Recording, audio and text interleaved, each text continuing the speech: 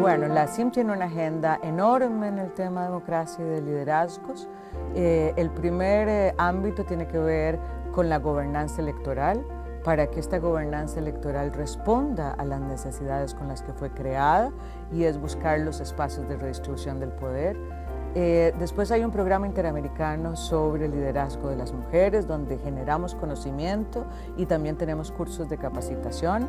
Hay un poderoso curso que ha llegado a más de 1000 mujeres con más de 15 ediciones, que es para candidatas electorales, en las cuales conversamos con ellas, pero también nos ponemos en una agenda de solidaridad y articulación y alianzas entre las mujeres, a pesar de las múltiples diferencias ideológicas o de partidos políticos. También hablamos de los temas de violencia política, porque no es lo mismo llegar que quedarse, y la violencia política es una forma de ejercicio de disciplinar a las mujeres para que vuelvan al mundo de lo privado y enfrentar la violencia, hacer buenas investigaciones, buenas leyes que permitan sancionar la violencia política. Es parte de las aspiraciones de la CIM en este programa de liderazgo de las mujeres.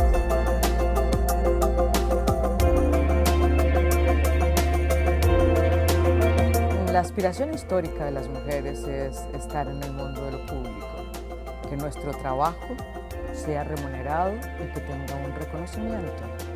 COVID ha puesto en evidencia una profundización de las brechas existentes para el logro de este objetivo.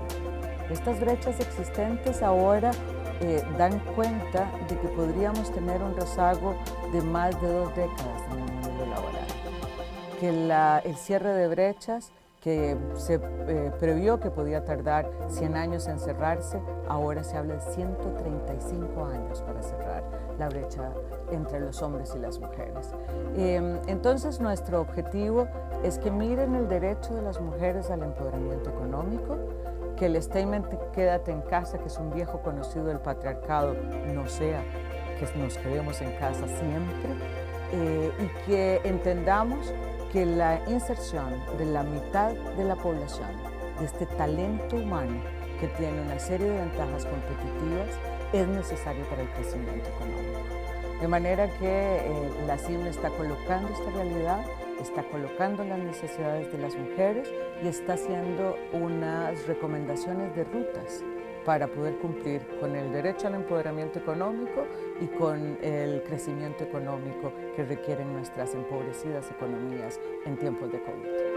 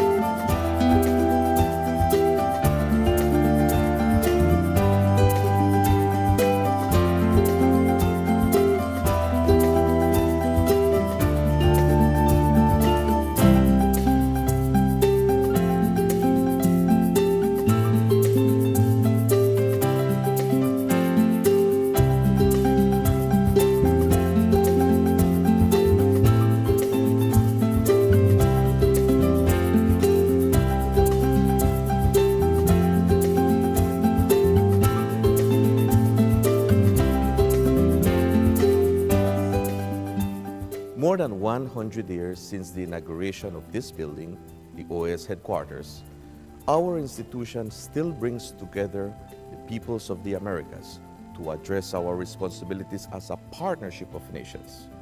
As we look to the future, our work must also focus on the construction of a positive agenda that continues to favorably impact millions of lives every day.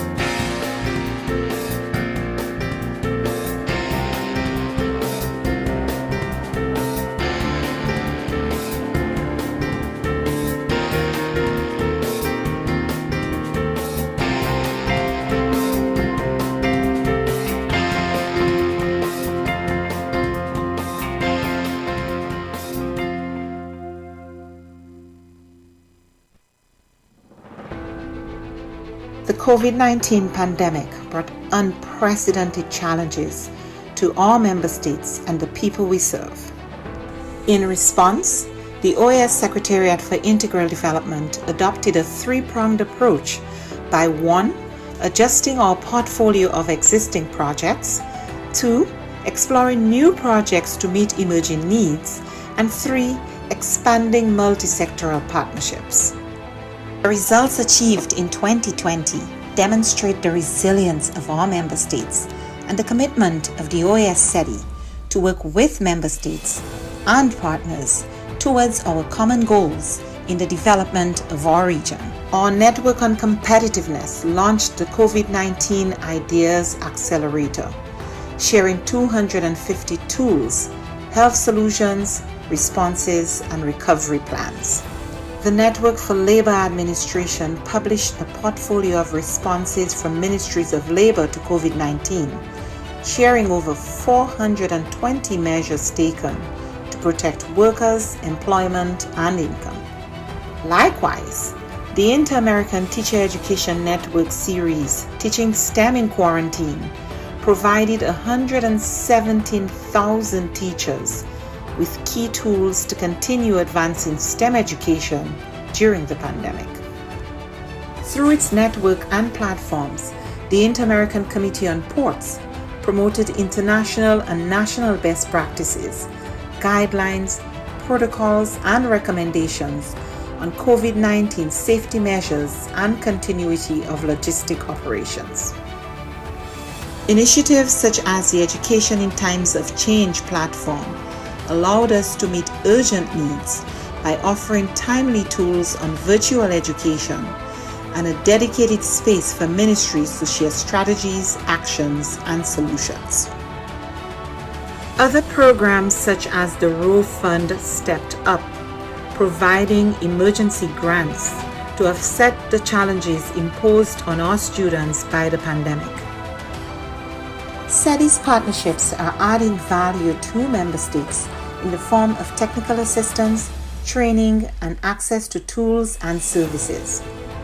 In partnership with leading private sector institutions, we offered micro, small, and medium enterprises access to online tools and training, increasing their visibility and participation in e-commerce, a key to their survival and growth in the pandemic and post-pandemic era. A new OAS SETI Facebook initiative provided 85,000 MSMEs across the region with capacity building opportunities and WhatsApp business tools to aid response, recovery, and resilience building. The Caribbean Small Business Development Center's program achieved real impact, supporting new businesses, expanding sales, and driving growth. A new network of Caribbean SPDCs will broaden the program's reach. The Inter-American Committee on Tourism, the C2, convened ministerial-level policy dialogue in an urgent response to the impact of the pandemic on the hard-hit tourism and hospitality sectors. Policymakers and experts discussed biosanitary protocols, travel and visa facilitation, among other critical areas for the sector's recovery. Partnering with the George Washington University and the U.S. Bureau of Indian Affairs, we went ahead with the scheduled first Indigenous Tourism Forum of the Americas, pivoting to a virtual format and convening over 240 participants from indigenous communities, the private sector, and governments. SETI also integrated sustainable development practices in the COVID-19 response. The pandemic is a daily reminder of the links between water, health, sanitation, food security, and nutrition. We ensured the continuity of our water management projects in the Plata Basin and worked with governments and partners in the design of an investment portfolio valued at $90 million. Additionally, the Energy and Climate Partnership of the Americas continued to share relevant best practices and responses to the pandemic on energy and air quality. These few examples indicate our collective impact. We cannot do this alone. It is now more urgent than ever to address the region's structural weaknesses, to recover from the health, economic, and social crises occasioned by the pandemic and prepare for future shocks. It is imperative that we work together as we risk losing recent development gains and seeing millions fall back into poverty. It is time for the region to redirect course and pursue a more sustainable, resilient, and equitable future for all. We are in this together. But the resilience building agenda is too big for any one stakeholder to address acting alone, and simply bringing together stakeholders, whether at the national, subnational, regional, or global level, is not enough. Effective, focused, and sustained coordination among stakeholders is paramount to provide countries with integrated and comprehensive support. The OAS, as a hemispheric forum and honest broker, must continue to facilitate this process while we work with member states towards the attainment of the 2030 Sustainable Development Agenda. Cooperation, collaboration, and partnerships that include all actors strengthen us, enabling us to be more than the sum of our parts. We can and we must work together. The future of our region depends on it.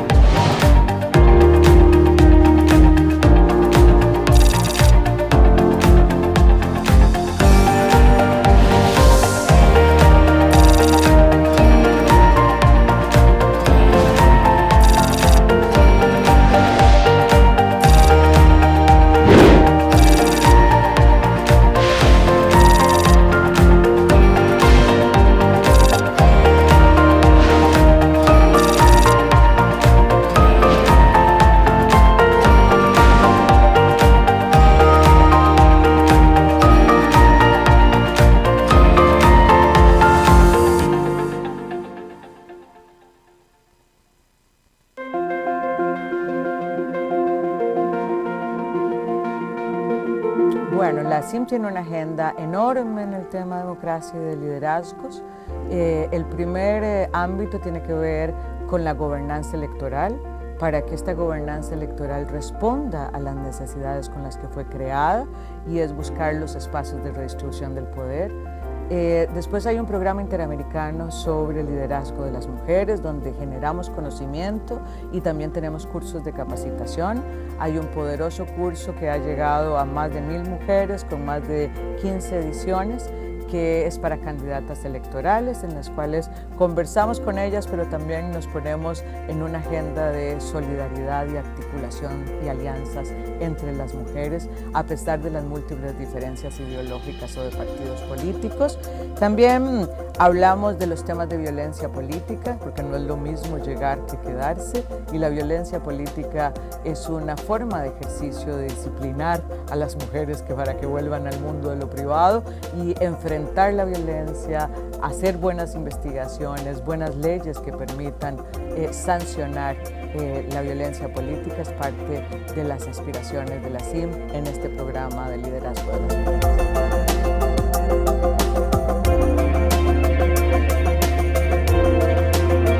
La aspiración histórica de las mujeres es estar en el mundo del público, que nuestro trabajo sea remunerado y que tenga un reconocimiento. COVID ha puesto en evidencia una profundización de las brechas existentes para el logro de este objetivo. Estas brechas existentes ahora dan cuenta de que podríamos tener un rezago de más de 2 décadas en el mundo laboral, que el cierre de brechas que se previó que podía tardar 100 años en cerrarse, ahora se habla de 135 años para cerrar la brecha entre los hombres y las mujeres. Entonces, nuestro objetivo es que miren el derecho de las mujeres al empoderamiento económico, que el statement "quédate en casa", que es un viejo conocido del patriarcado, no sea que nos quedemos en casa siempre, y que entendamos que la inserción de la mitad de la población, de este talento humano que tiene una serie de ventajas competitivas, es necesario para el crecimiento económico. De manera que la CIM está colocando esta realidad, está colocando las necesidades de las mujeres y está haciendo unas recomendaciones de rutas para poder cumplir con el derecho al empoderamiento económico y con el crecimiento económico que requieren nuestras empobrecidas economías en tiempos de COVID.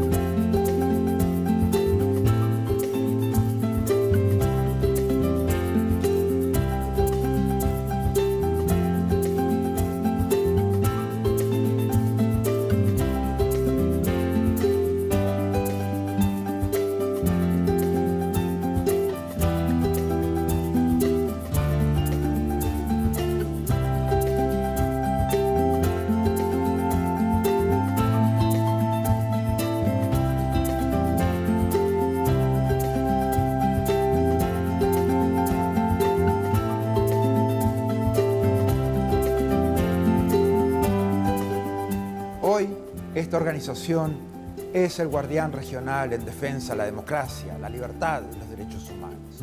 Los países se han comprometido con estos valores a través de instrumentos legales como la Carta Democrática Interamericana, la Convención Americana de Derechos Humanos y todas las demás convenciones interamericanas.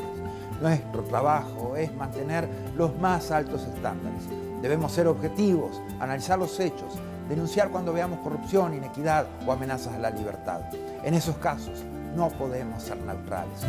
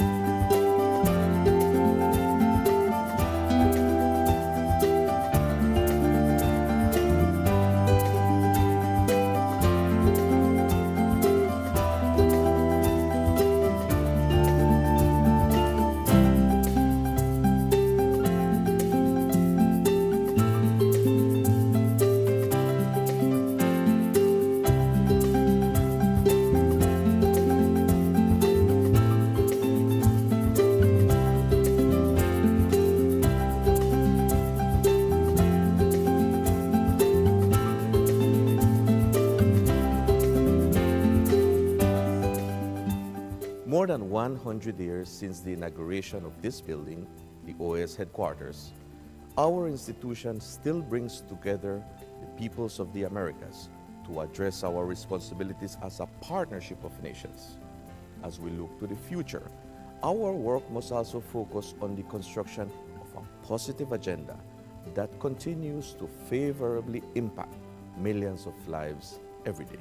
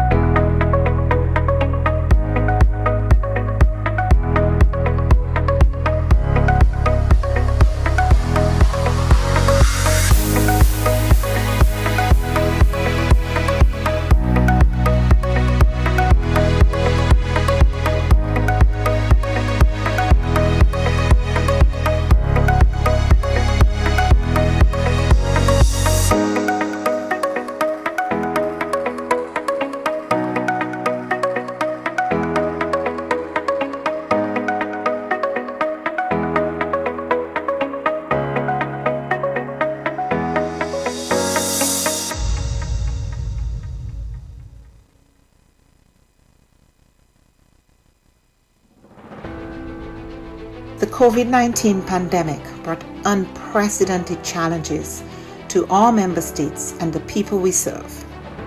In response, the OAS Secretariat for Integral Development adopted a three-pronged approach by 1. Adjusting our portfolio of existing projects, 2. Exploring new projects to meet emerging needs, and 3. Expanding multi-sectoral partnerships. The results achieved in 2020 demonstrate the resilience of our member states and the commitment of the OAS SETI to work with member states and partners towards our common goals in the development of our region. Our Network on Competitiveness launched the COVID-19 Ideas Accelerator, sharing 250 tools, health solutions, responses, and recovery plans. The Network for Labor Administration published a portfolio of responses from ministries of labor to COVID-19, sharing over 420 measures taken to protect workers, employment, and income.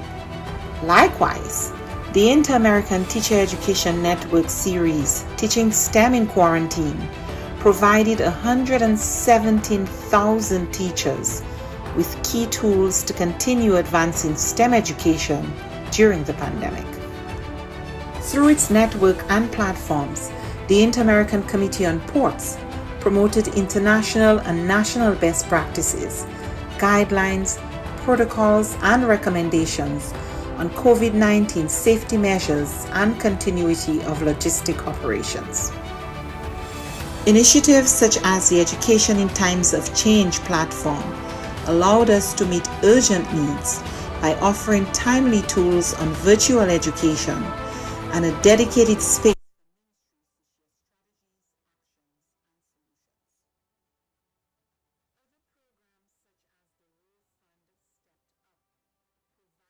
Regular meeting of the Inter-American Council for Integral Development, CD. To begin, I submit for the consideration of this Council the draft order of business contained in document CD/OD 157/25, which was distributed by the Secretariat.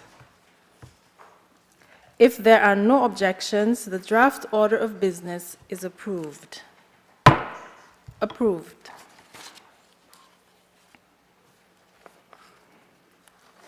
Today in this Council, we sharpen our focus to an examination of a defining challenge for the future prosperity and equity of our hemisphere, bridging the digital literacy and skills divide in the Americas. As the concept note CD/INT 652/25 aptly highlights, the ongoing digital transformation, while presenting immense opportunities for economic growth and social development across our region, also carries the significant risk of exacerbating existing inequalities if not tackled head-on. The persistent disparities in digital literacy and essential digital skills throughout the Americas act as a formidable barrier, restricting equitable access to the burgeoning opportunities of the digital age, particularly for our most vulnerable populations. The dialogue today provides a crucial platform for us to explore collectively innovative strategies, share invaluable best practices, and fortify our regional cooperation.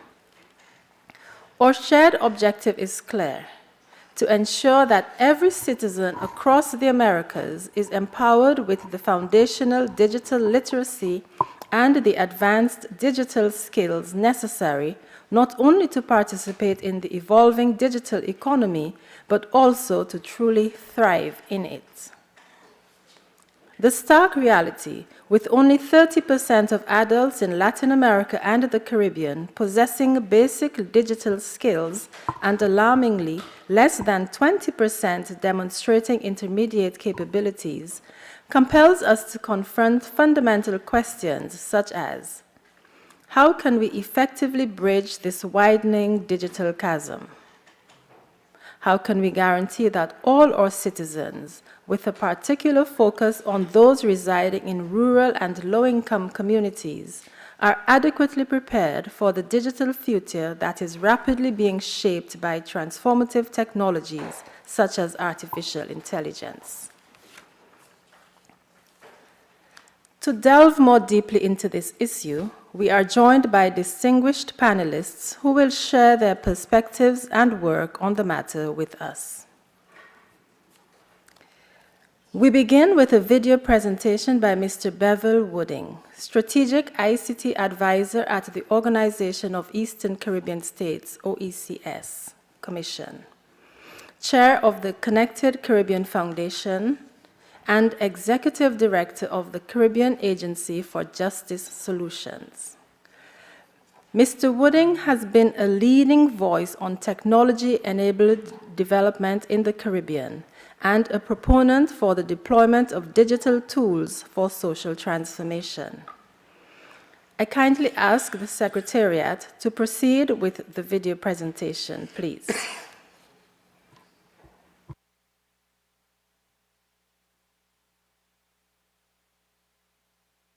Excellencies, distinguished delegates, colleagues, good day to you all. It's an honor to join you today to share some brief perspectives on the theme Bridging the Digital Literacy and Skill Divide within the context of the Americas. Digital technologies have become the defining force shaping our economies, our societies, and our future. Yet, even as connectivity expands, the promise of the digital economy remains unevenly distributed. An OECD study recently presented during the second meeting for digital inclusion highlighted that only 30% of adults in Latin America and the Caribbean possess basic digital skills, compared to 80% in developed countries. Bridging the digital literacy and skill divide is not merely a social priority, it is now an economic, geopolitical, and developmental imperative. Our ability to innovate, to compete, and to prosper on our own terms as nations begins with building the digital capacity of our people. And this has to be done against a global context increasingly defined by uncertainty, turmoil, and technological disruptions. As we explore this subject of bridging the digital literacy and skill divide within the context of the Americas, I would like to provide several points for us to ponder throughout this presentation.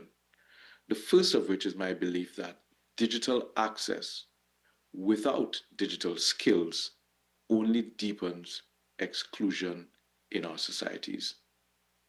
Despite the many and very impressive gains in internet penetration over the past several years, deep inequalities still persist.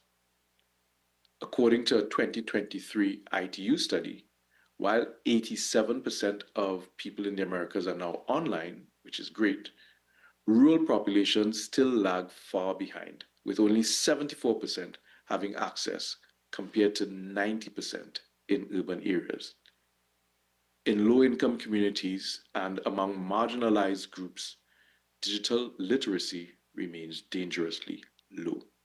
Meanwhile, global markets are being shaped by artificial intelligence, automation, and the rise of what we can call algorithmic capitalism. These algorithms shape not just what we consume, but what we believe and how we engage. Today, over 70% of content viewed on platforms like YouTube and Instagram is driven by algorithmic suggestions. Without the necessary skills, our citizens risk becoming mere consumers of algorithms, algorithms that are designed elsewhere, rather than becoming creators of value within their own local and national communities. The point I'd like us to ponder here is this. In the algorithmic economy, those who cannot create are destined to dependency to those who can. There is some good news. We are not powerless. Studies have shown a very strong correlation between investments in digital upskilling and GDP growth. Some of you may have heard of the recent 2024 International Monetary Fund report that indicated that countries that invest systematically in digital upskilling can expect growth uplifts of between 3 and 5% over the next decade. Now, this supports the point that digital literacy empowers citizens to participate meaningfully in shaping their local digital economies as entrepreneurs, as creators, and solution builders. But there is an important fine print to most such studies. And it's one of the things that I would really like us to put some thought to in our discussions today. The actual GDP growth uplift resulting from digital upskilling investments can be influenced by various factors, including 1, the specific skills being developed, 2, the effectiveness of training programs, 3, the broader economic environment, and 4, the level of digital infrastructure in place at the local level.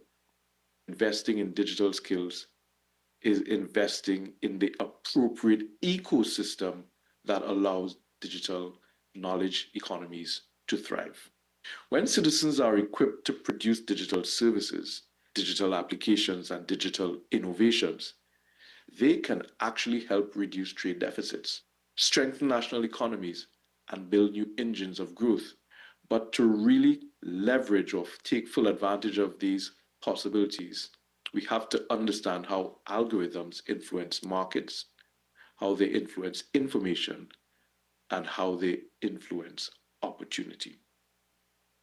Digital literacy enables our people to navigate, to question, and to contribute the algorithmic frameworks that are increasingly governing economic life. The point I'd like us to ponder here is that the future will not be inherited by the most connected, but by the most capable. Let me close by highlighting three vital connections. First, in an age of algorithmic capitalism, digital literacy is a civic necessity. Reliance on foreign digital platforms and technologies can lead to dependencies that make nations vulnerable to decisions made by private actors or even third countries. The second point I'd like to leave us with is that local economic vitality depends on digital empowerment. Evidence from across the Americas is both consistent and clear. Only by equipping every community, urban and rural, with the tools to create digital value can we truly democratize opportunity and foster inclusive prosperity. Our third and final point is this: nations that only consume digital products borrow their future. Nations that create digital value build their future. So where do we go from here? Three important priorities emerge. First, expand access to foundational digital literacy. Integrate digital education from early schooling through to adult learning with a sharp focus on marginalized communities and vulnerable populations. Second, build advanced digital skills ecosystems. Fields such as cybersecurity, artificial intelligence, data science, and digital entrepreneurship must become accessible career paths, supported by targeted investments, public-private partnerships, and innovation hubs. Third, foster a culture of lifelong digital learning. Learning can't end at graduation at high school or even college. It must be flexible, it must be continuous, and it must be supported by national policies and regional and hemispherical collaboration. Excellencies, bridging the digital literacy and skills divide is not an act of charity. It's an investment in resilience, inclusion, prosperity, and sovereignty. I wish to leave you with this final point to ponder. Digital literacy empowers people. Skilled people empower nations, and empowered nations shape the future. I hope that this brief presentation helps us to all play our part in building a future where every citizen of the Americas is empowered to create, to compete, and to thrive in the digital economy with dignity, with skill, and with hope. I thank you.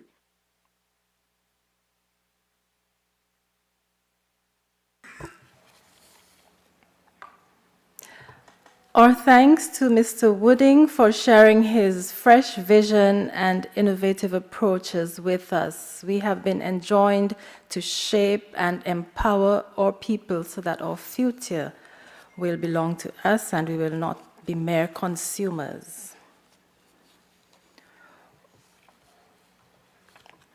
Next, we have a video presentation by Mr. Andreas Schleicher, Director for Education and Skills at the Organization for Economic Cooperation and Development, OECD. Mr. Schleicher is renowned globally for his leadership of the Program for International Student Assessment, PISA, and for his work in advancing educational equity and quality around the world. Mr. Schleicher apologizes to the Council as he is on travel duty and is unable to join us as previously planned. He has, however, shared with us a pre-recorded video presentation. And with us is Ms. Marta Encinas, Senior Advisor, Global Relations and Cooperation for Latin America and OECD Gender Ambassador. She will be on hand to respond to any questions which we might have for the OECD. Would the Secretariat please play the video, and please remember that Ms. Encinas would be on hand to answer any questions which you might have for the OECD. Thank you very much.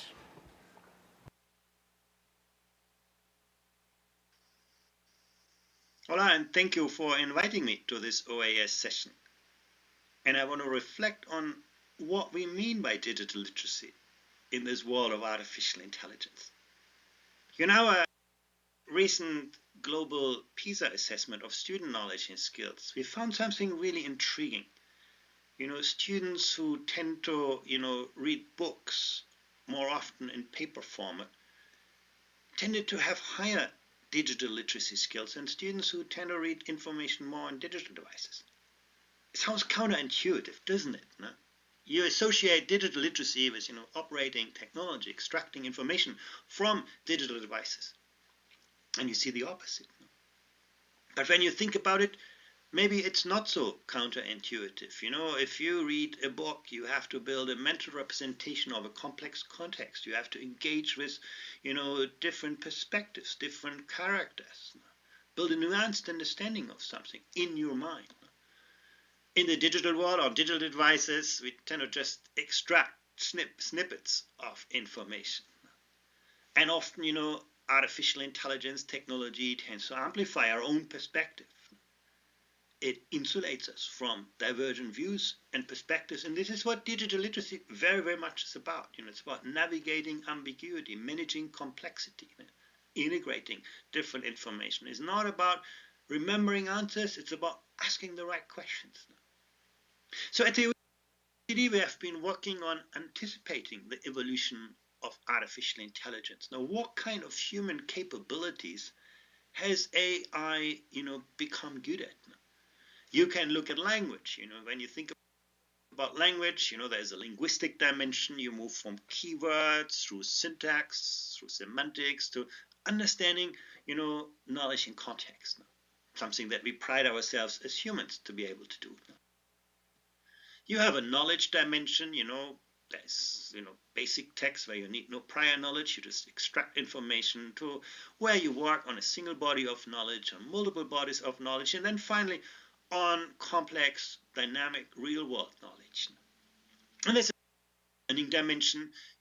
At the beginning, there's no learning at all. You just extract information. Then you learn in a scripted, fixed ways. That's often how we teach.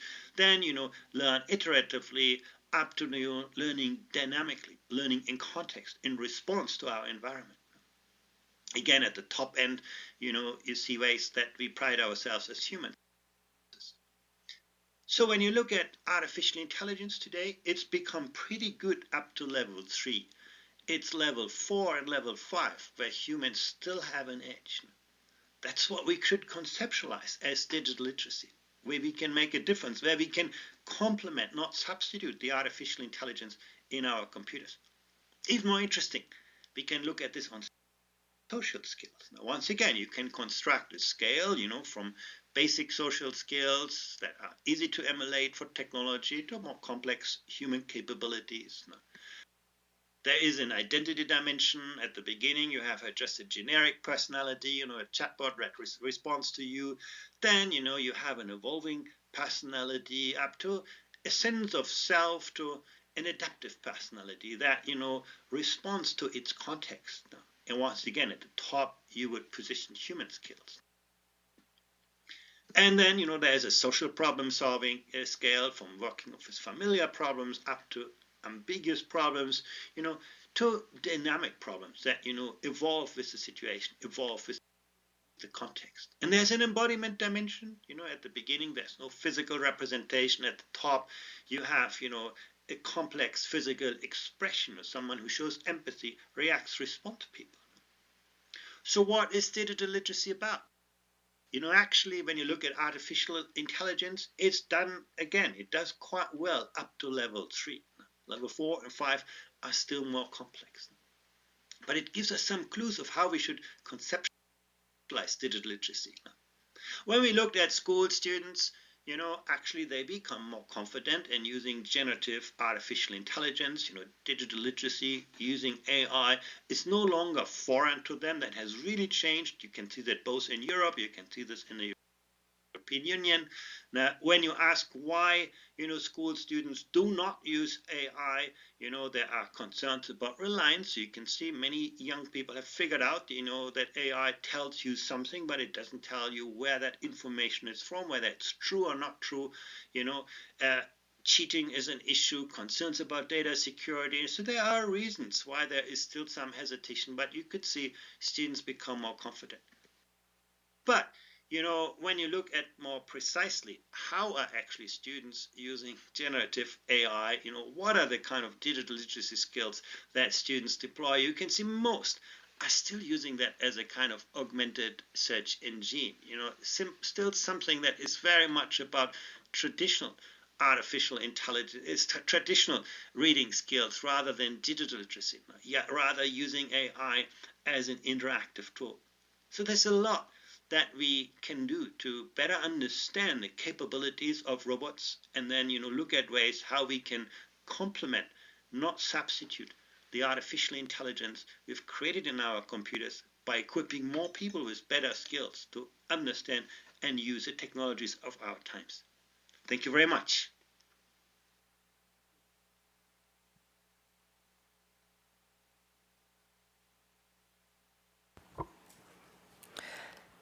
Ms. Encinas, please convey our gratitude to Mr. Schleicher for his informative presentation and for highlighting the critical role of reading and digital information in building digital competencies.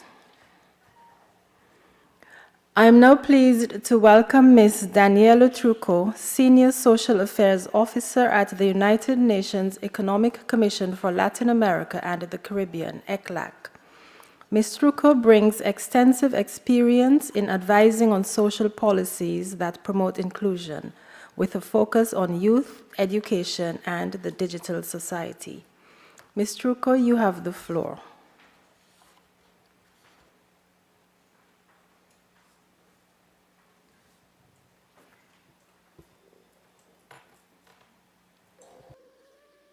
Thank you.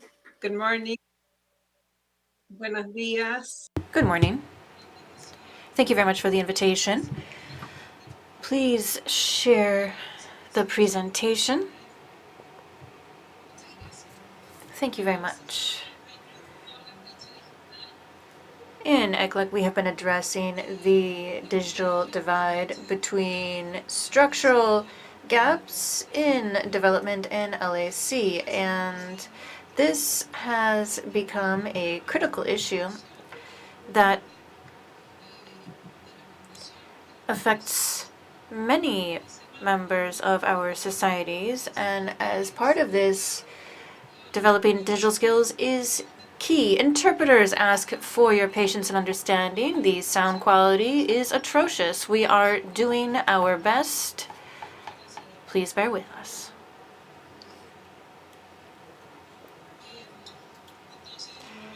So, we understand that new technology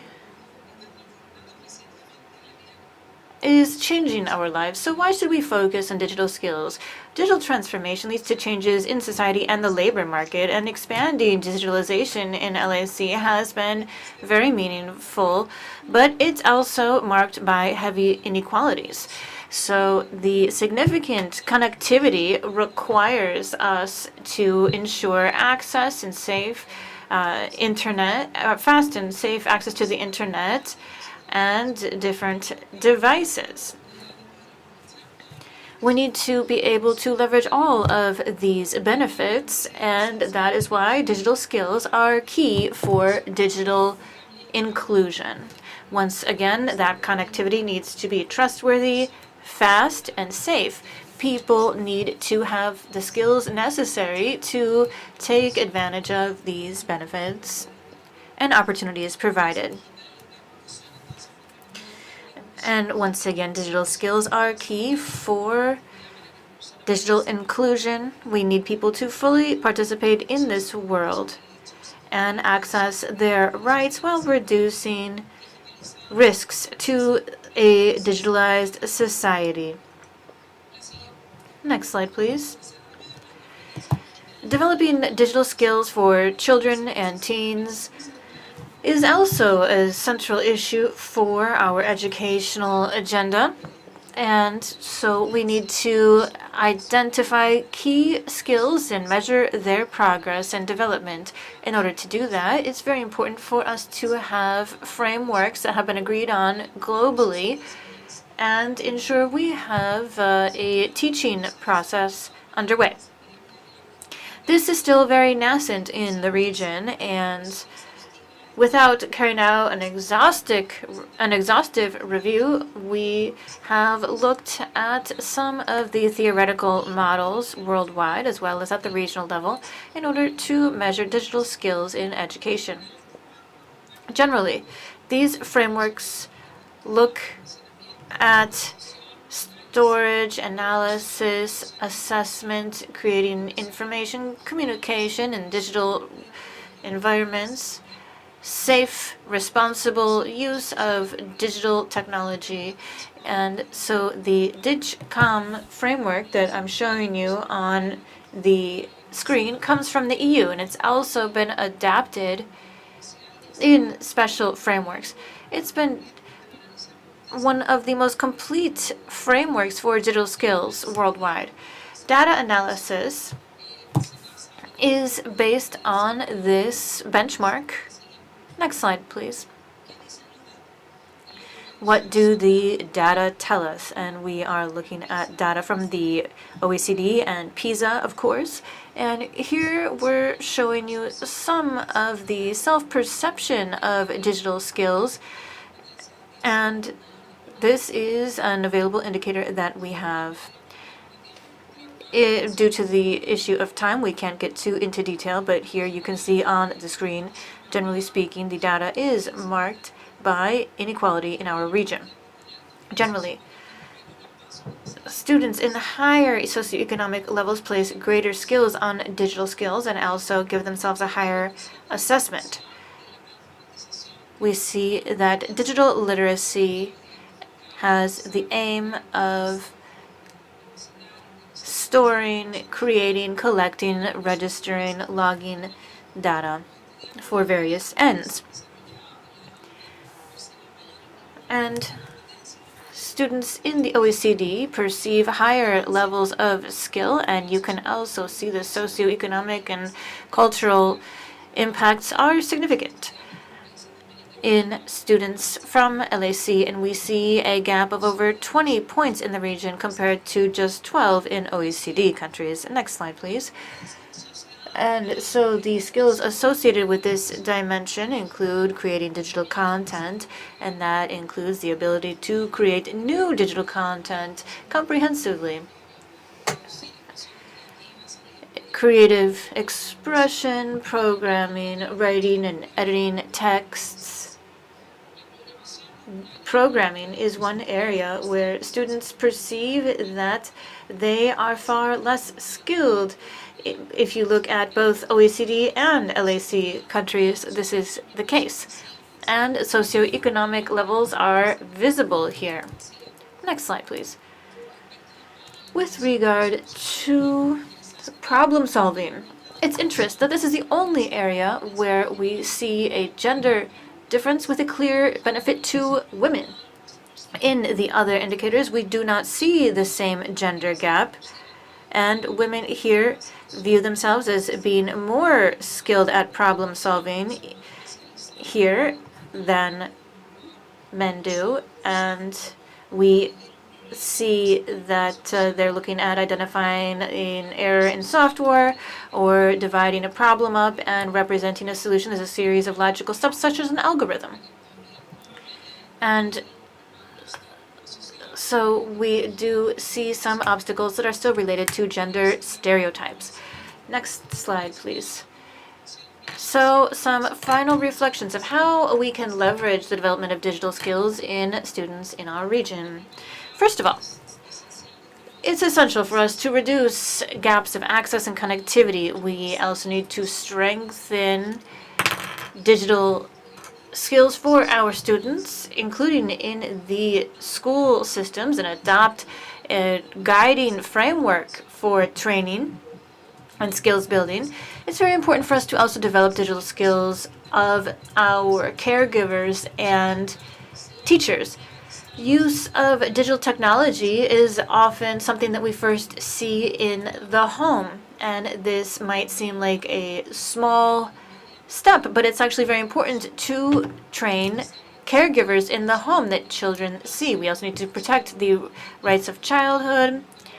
We need to move forward with public policies in this area. We need to prepare students for a world in which they will need to be creative, responsible citizens as they use AI. Strengthen empirical evidence in digital skills assessments, and certainly ensuring financial sustainability of our policies that are driving this area. Thank you very much for your attention, and the publication is available in both English and Spanish for anyone who is interested. Thank you very much once again for your attention. Ms. Trucco, we thank you for your in-depth analysis and for sharing ECLAC's valuable research on digital inclusion. Our final panelist is Dr. Luis Antonio Cisneros Sáenz, General Manager of Infoplazas AIP Panama. Dr. Cisneros is a hands-on practitioner who has led Infoplazas for over 25 years, championing digital literacy and expanding access to digital competencies across Panama, particularly in underserved areas. Dr. Cisneros, you have the floor.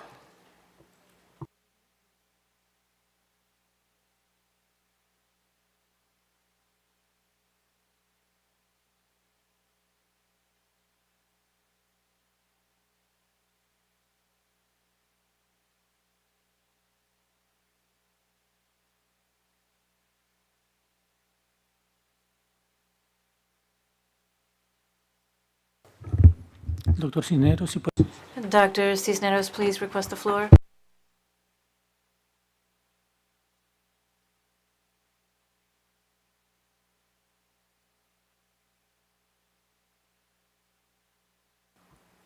Dr. Cisneros, would you request the floor, please?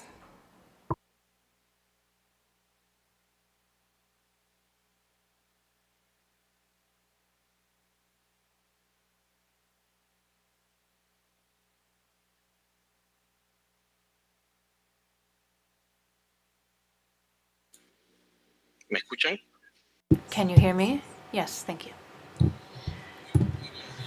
Good morning, dear members of this commission. Please share the presentation so we can get started and I can explain our experience in Panama. And so I am here in Panama City, and I'd like to tell you about our experience in our country with Infoplazas. Next slide. So I'd like to give you some background information. This is a project that began in 1998 with a loan agreement with the IDB and Cenecit, which is the Secretariat for Science and Technology. And since 2008, we began creating these, 2000, we began with the first centers for Infoplazas. And in 2008, we became independent with a PPP in order to provide greater continuity. Next slide, please. Over the last 25 years, we have been able to grow throughout Panama with over 427 Infoplazas throughout our counties and regions, and this allows us to have community centers with technology so that people do not have access to computers are able to learn digital literacy and access this technology. Next slide, please. As you can see, we signed agreements with different partners, and it's important to note that each Info Plaza is carried out with an NGO, which is a nonprofit NGO that wants to create an Info Plaza in its community. So this is an Info Plaza that is created in public spaces. We work on the infrastructure and rehabilitate it in the community, where sometimes we are using public spaces that are simply not in use or something that has fallen into disrepair. We rehabilitate the building and we're able to use it as the new Info Plaza. So as you can see on the screen, we signed an agreement to collaborate with each of our partners, and we have responsibilities on both sides. The partner, which is a non-profit, as I stated earlier, needs to set up the location itself and venue. As we saw on the prior slide, they provide basic services. If there's electricity, they put in air conditioning, water, and if there is no electricity, they need to set up solar panels. They also need to hire at least a person to be in charge of leading the Info Plaza, which needs to be open to the public 40 hours per week. When all of this is ready on the part of our partner, we, from our association, then include and establish the computers, the internet service. We train the Info Plaza leader. We provide any preventive and corrective tech support, internet service. We put in the wireless router, and we also ensure that the quality necessary is in place. Next slide, please. So what do we find at an Info Plaza? Info Plazas provide computers, educational tools. We see a projector, educational software. There is a partnership, for example, with Microsoft. They provide us all of the educational software and a lot of content that is educational in nature, and sometimes it needs to be available in Spanish so that the entire population can take advantage of it. And it's important to share that our users are there voluntarily. Again, these are people who do not have computers at home, but they do need to do research or maybe homework. Maybe they need to look for a job. Maybe they need to get some training for work. And so we work with them, we train them, we give them the digital tools necessary, and now we're able to also give them AI tools and different applications that now exist. And we see that various organizations have provided us with different donations and educational tools as well. And we are now going to add a program that is available at the OAS so that we can assist the community in general. So thank you very much to Mr. Quintal, who gave us that training and ability. Next slide, please. To conclude, we have some success stories we can share with you. We have over 427 Info Plazas that are operating. We'd like to reach 500 by 2026.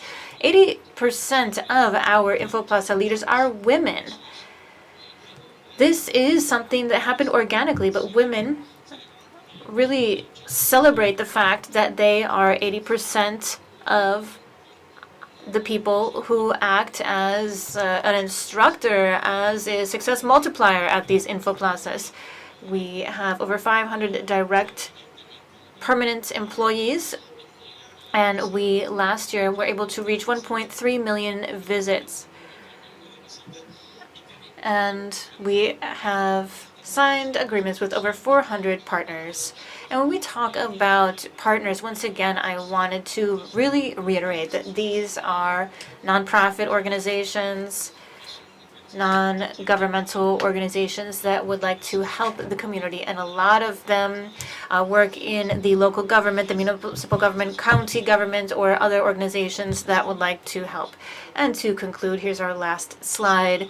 I would just like to share some recommendations. First of all of this is thanks to the fact that we have consistent public policies. We need to continue investing in science and technology. And thanks to these decisions, Panama has been able to continue with this successful project for 25 years now.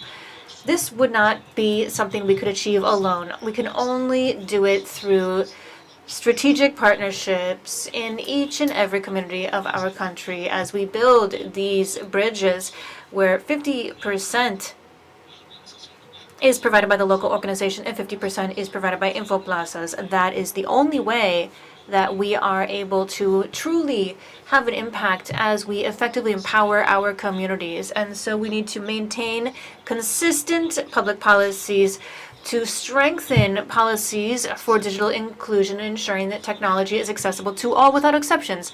Finally, thank you so much for the opportunity to be here with you. InfoPlazas was the fruit of so many different projects, and not all of these projects have seen the same success that we have. And we are delighted to share what we have done and our experience with other countries of the region so that we can learn from one another. All of this has been underway for 25 years, and we would love to share this success with the region. Thank you very much.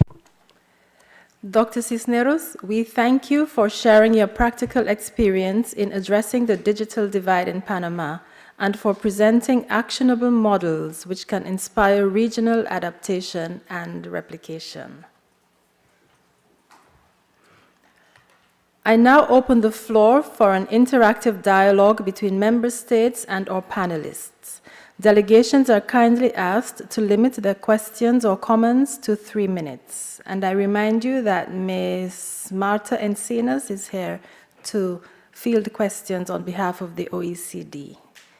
Thank you.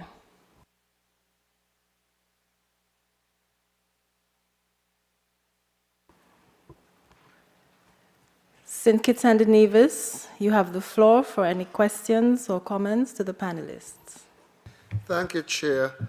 First, I would like to thank the esteemed and learned panelists for their insightful contributions and presentations. My question, Chair, is to Ms. Troko. I hope I did not mispronounce that name, Truco, from ECLAC. And I was wondering if ECLAC has been able to source data from the Caribbean on digital literacy and related matters. If not, I'm wondering what the Caribbean governments can do in order to facilitate this process, the process of data collection. That's it, thanks.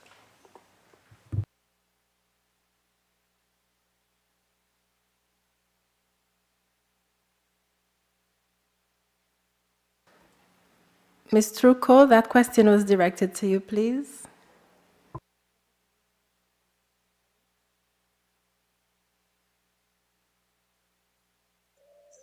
Yes.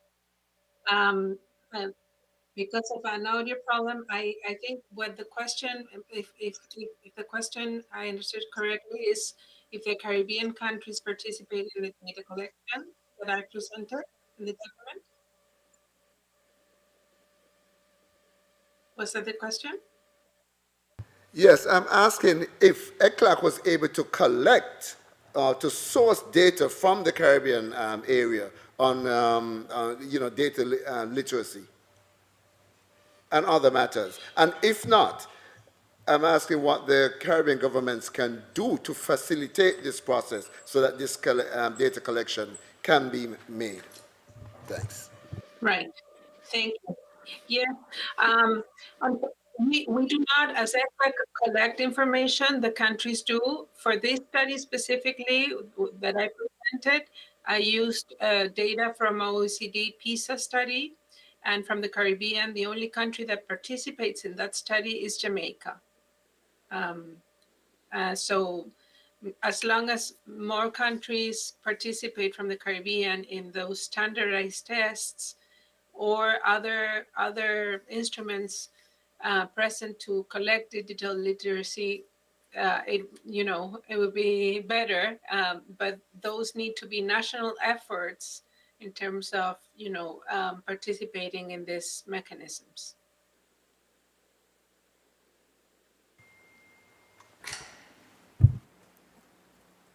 Thank you, Ms. Trucco.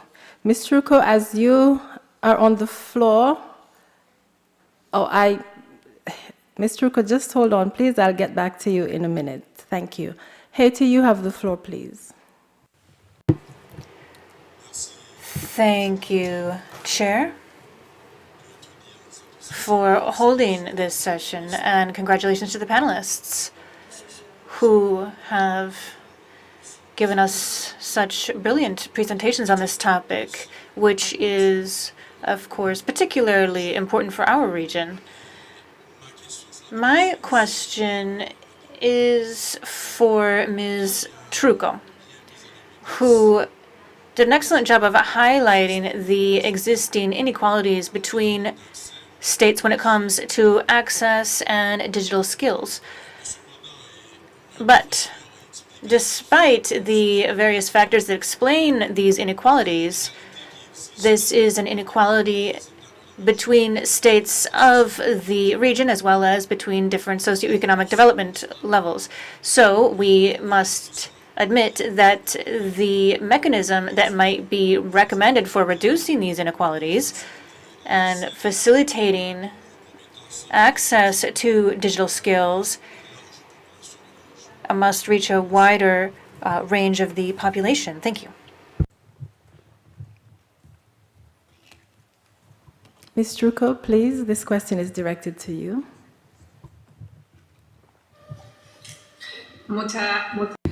Thank you. And once again, indeed, at ECLAC, what we have done is there is a floor related to public policies for access to what we call meaningful connectivity. The majority of this access is through accessing cell phones with mobile connectivity in the region, and they have a lot of limitations, and often there is a lot of inequality. There is access, people who have access to the media, phones, or computers, as well as access to trustworthy, steady internet connectivity. And you look at that versus someone who only has a cell phone with mobile technology that is rather limited. But connectivity isn't the only issue at the heart of public policies. We also really need to train people on how to safely and responsibly use and operate various dimensions of digital citizenship and personal development, production, socioeconomic development, and other areas as well. Thank you. Thank you, Ms. Trucco. And Ms. Trucco, as you're on the floor, the chair is going to pose a question to you relating to cooperation. The study you presented highlights important recommendations for enhancing digital skills training among students in Latin America and the Caribbean. In your view, which specific actions should our governments prioritize to make meaningful progress in this area? Additionally, how can inter-American cooperation, particularly through the OAS, be leveraged more effectively to support and scale these efforts?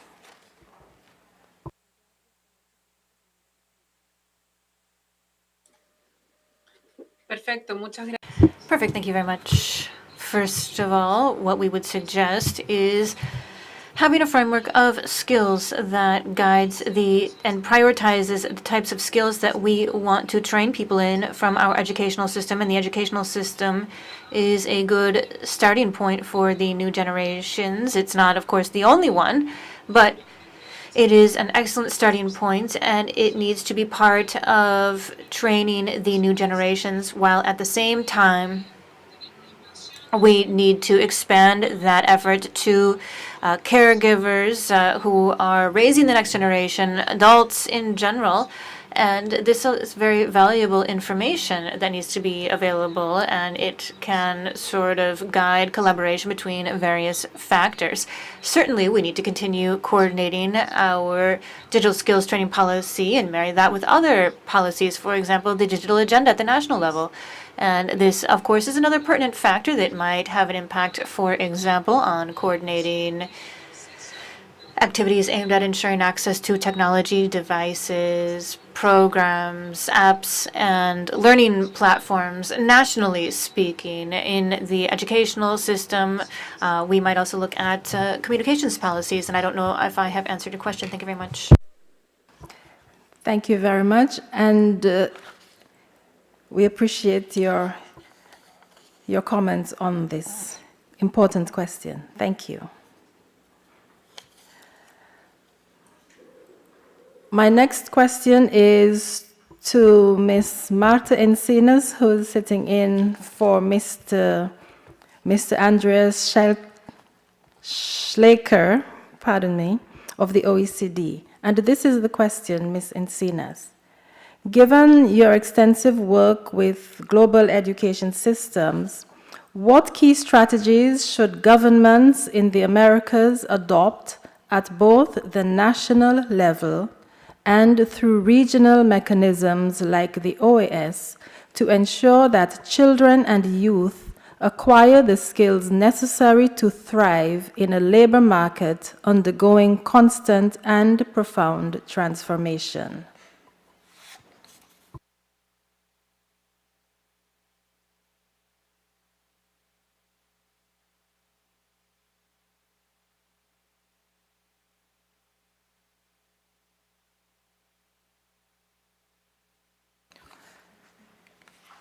Is Ms. Encinas online, Secretariat?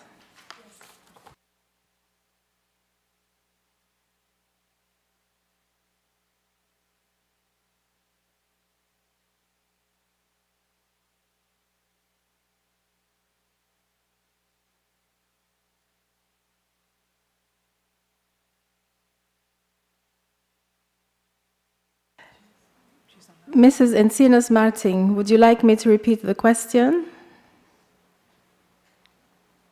I hear, yes. Hello, yes, I hear the question. I will just... Okay, thank you. The floor is yours. Thank you so much. I was thanking you for the invitation and having the OECD with you. This is a very good question on what Latin America can do. What is important for us, and I think that my colleague Black also mentioned, is that we get data both from Latin America and the Caribbean. Many countries, already 14, are doing it with PISA, to understand how to improve the education system, and also to collect data also for the youth and the older population to see how these interact with the labor market.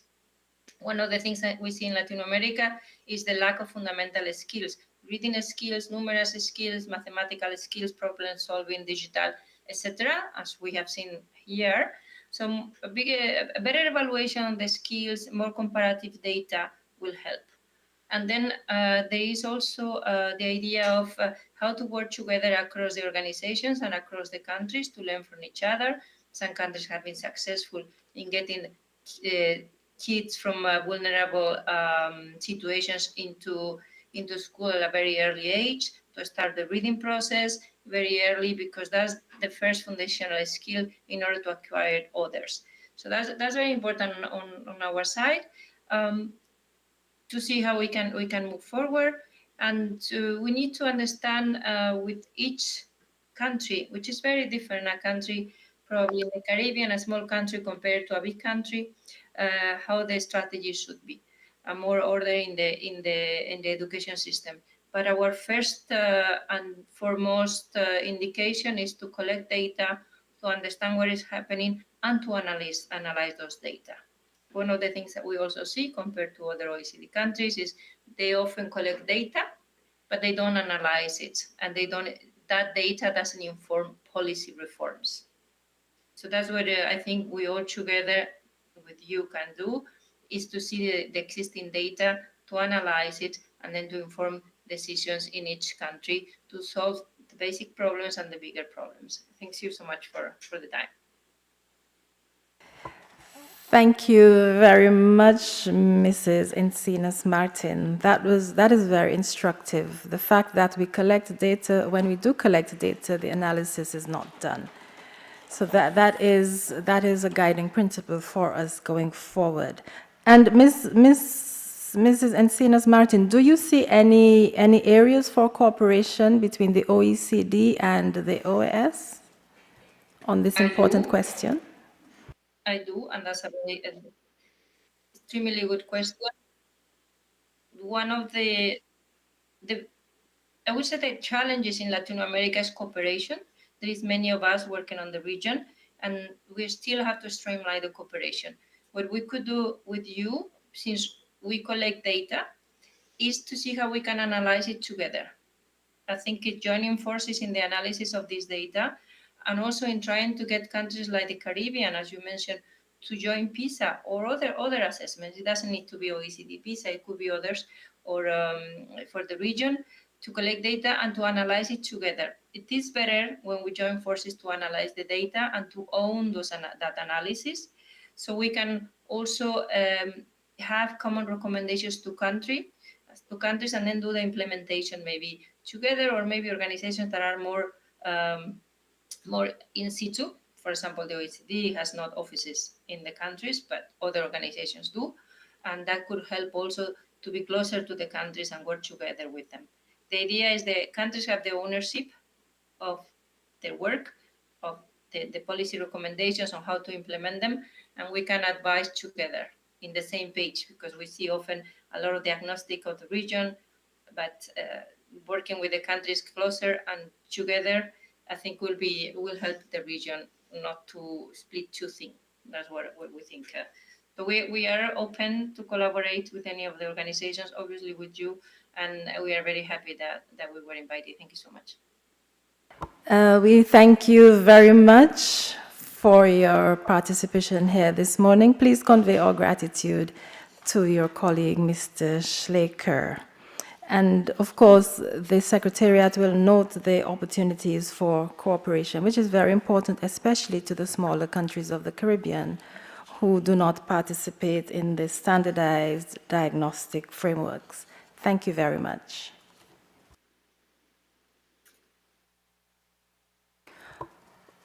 My next question is to Mr. Luis Cisneros Sainz of Infoplazas. Dr. Luis Cisneros, pardon me. Dr. Cisneros, you have expressed interest in collaborating with the OAS Youth Academy, a program that has provided training and skills development to thousands of young people across the Americas in partnership with organizations like Meta, MathWorks, and Code.org. From your perspective, what role should the private sector play in advancing national and regional digital literacy initiatives? How can public-private partnerships be best structured and sustained to maximize their impact on digital inclusion? Dr. Cisneros, the floor is yours, please.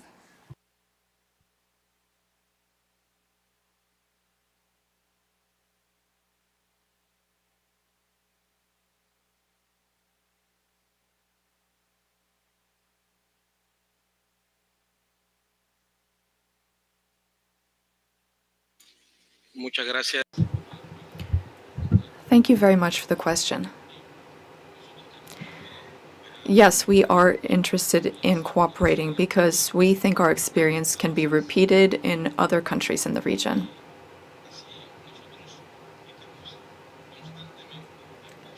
We are always looking for content, digital content, to improve digital skills for the entire population. To that end, we look everywhere, in academia, the private sector, and we have found some significant opportunities with respect to social responsibility in the private sector. Bringing infoplazas in to work with a specific population. Microsoft is undertaking important efforts in this regard, and it's providing software that it controls to simplify some of our technical support work. This has been a big help to us and has made our work much more efficient. We have also received funds from companies like Dell, which is part of an effort that we've been carrying out to provide equipment and support so that we can continue to work in remote rural areas of the country. All of this to say that there is a major opportunity for the private sector to help us, and not only to help us, but to help communities that need it. It's not about helping our association per se, it's about helping a specific population in a specific place. We are just recently familiar with the OAS Youth Academy, which can be part of our training package so that the entire population has access to this, especially youth who need to improve their digital skills. It's important to note that InfoPlazas works for the community. And this is done on a voluntary basis for communities that are interested in InfoPlazas. People who are interested in getting training and who go to our centers and want to have our centers in their community. Thank you. Very much, Dr. Cisneros. We appreciate the detailed presentation the detailed response which you have made to this question. Now, on behalf of the Inter-American Council for Integral Development, I see Guatemala requesting the floor. Guatemala, the floor is yours, please. Thank you very much, Madam Chair. I do apologize for taking the floor at this point. It was just that during Dr. Cisneros' response, a related question came to my mind. I was interested in knowing what the challenges and advantages of this partnership model that InfoPlazas has when it comes to scaling up this initiative. What are the challenges, specifically when it comes to human resources, the human resources that they employ? I understand that the partners hire facilitators or center leaders. And what challenges have they encountered in scaling up this program? Dr. Cisneros, esta pregunta es para usted. Dr. Cisneros, this question is for you. Thank you. Sí, muchas gracias. Yes, thank you very much to the representative from Guatemala. There are many challenges. There are some 400 different partnerships. 80% of the time, we are working with a city council or city hall, meaning that we're working often with elected officials. And in our country, we have a democracy, so these officials change over every 5 years or so. So that makes it difficult to continue to this work with our partners to maintain an InfoPlaza center over time. But most of the time, they need InfoPlazas in their communities, and these projects are able to continue, even though it hasn't been easy. Non-governmental organizations are excellent partners, but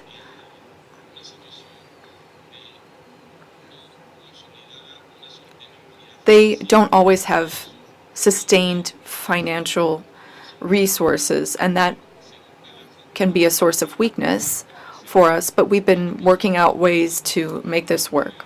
Now, the question about the human resources that are employed, we train them and we provide them with guidance so that they can become facilitators that provide information online and offline.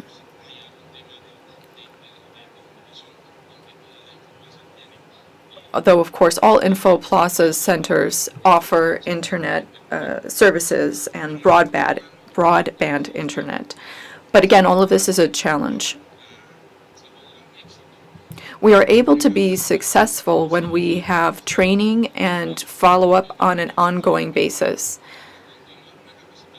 Once I'm done here, I'm going to be offering a training in the 4th region of our country where we've been offering courses every 6 weeks online. Training is so necessary for the facilitators of the Info Plaza centers. They're important so that they can achieve the indicators and targets that we've set for ourselves. Another challenge that we come up against every day, and perhaps there's no recipe for this, but whenever there's enthusiasm, it makes it so much easier for people to help. Dr. Cisneros, I now recognize Dominica. Dominica, you have the floor. Thank you, Chair. And I would like to thank the panelists for their presentations. I was trying to let this question pass, but for some reason it keeps lingering. While we do understand and appreciate the benefits of digital technology, especially in education and training, there are some deeper concerns. We are building all of this technology on a very unlevel playing field. Some will argue that it does not really make a difference to the unequal, marginalized. It doesn't make them any happier if you explain the poverty, unemployment, and marginalization in hard copy or even more effectively through email, website, phone, or through an app. So can the panelists, I know some of them attempted to go through there but did not go deep enough. Can you share a little more on how digitalization can help level the trade and economic playing field? Thank you, Dominic. Is the question directed to any particular panelist or all? Okay, so any of our panelists or all of our panelists are free to respond to the question posed by Dominica. I recognize Daniela Trucco of CEPAL. Thank you. Muchas gracias. Thank you very much for the question. In Latin America and the Caribbean, there is a great deal of inequality when it comes to the digital realm, but the world is a digital one now.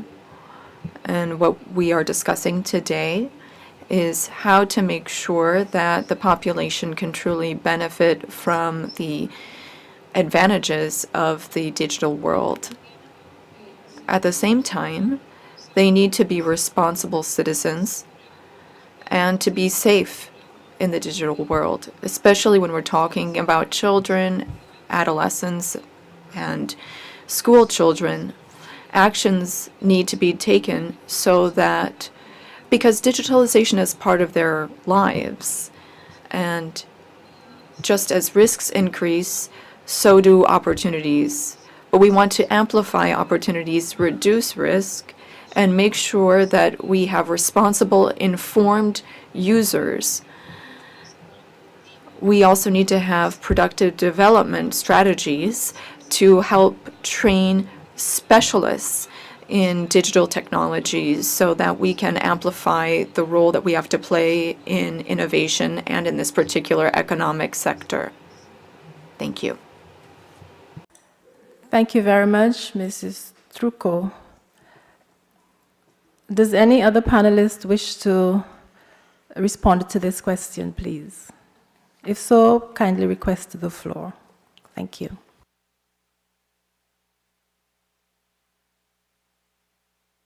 Dr. Cisnero, we recognize you. The floor is yours.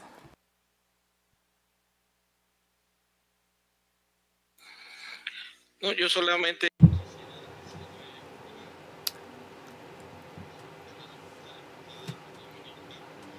In response to the question from Dominica, I just wanted to share two main points.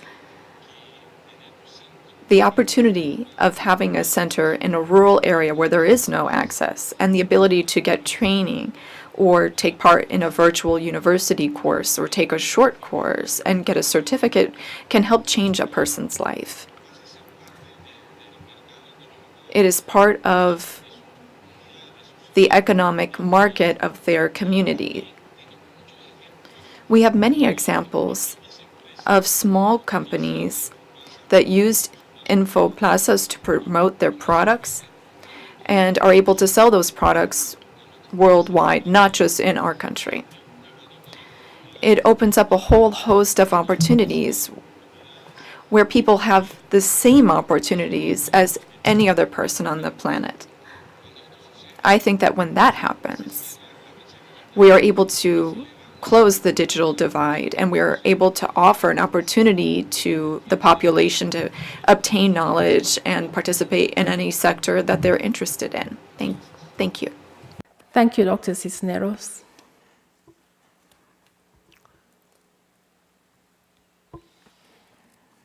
Okay, so we've had two very important answers to the questions posed by Dominica. I see no other panelists requesting the floor, therefore we'll proceed with the meeting.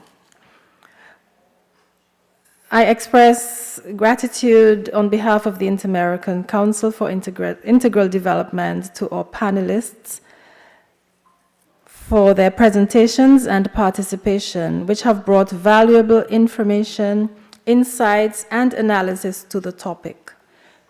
Panelists, your expertise and perspectives have enriched today's dialogue and have provided specific guidance as we seek to advance our shared commitment to digital inclusion.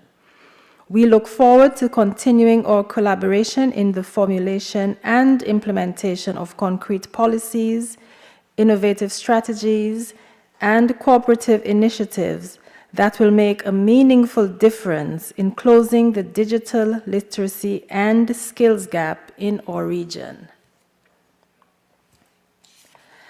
I now invite member states to share their perspectives on national policies and programs aimed at improving digital literacy and skills development to bridge the existing divide.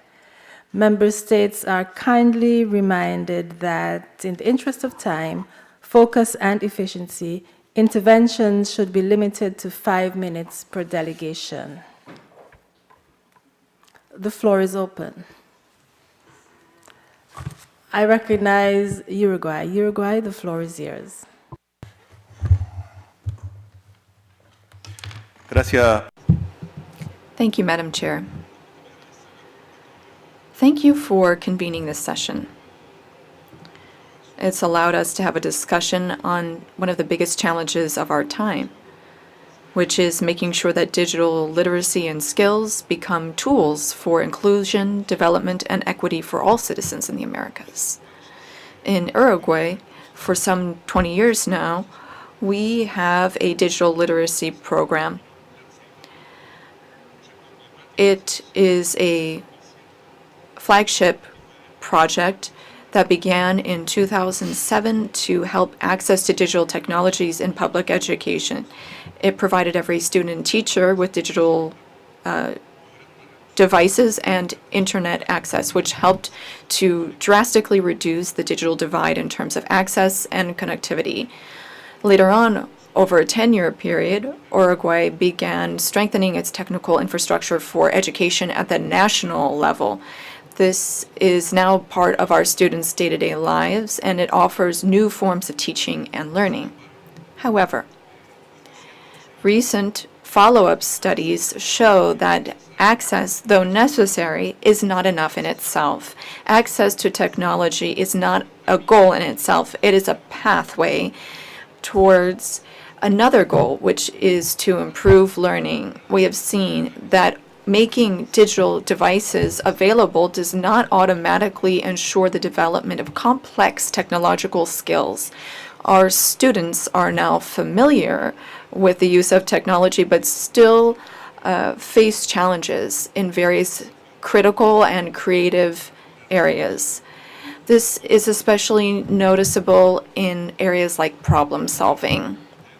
With this in mind, we have to recognize that there's been a paradigm shift. This project was key to Uruguay because it created our first digital generation. It was innovative and successful. However, there is now a second phase that is underway where we need to focus not just on providing digital devices, but to teach people how to think and problem solve using technology in a meaningful, creative, and critical way. This plan is the basis, the foundation for this, but there are other educational challenges at play today. It's not just enough for students to be connected to the internet. We need to improve the quality of digital learning, meaning that we need a new drive today to help train teachers and integrate digital skills into today's curriculum. With this vision in mind, Madam Chair, Uruguay reaffirms its commitment to strengthening digital literacy, starting with primary education. We also commit to training of teachers on using ICTs in innovative ways. We also commit to promoting equity in the use of these technologies and to train digital citizens that are creative and demonstrate critical thinking. Today, as before, we reaffirm that education requires close regional collaboration and ongoing exchange of experiences. It is only in this way that we will be able to create free, equitable, and democratic communities. Thank you. Thank you very much, Uruguay. And now offer the floor to Mexico. Mexico, you have the floor, please. Gracias. Thank you very much, Madam Chair.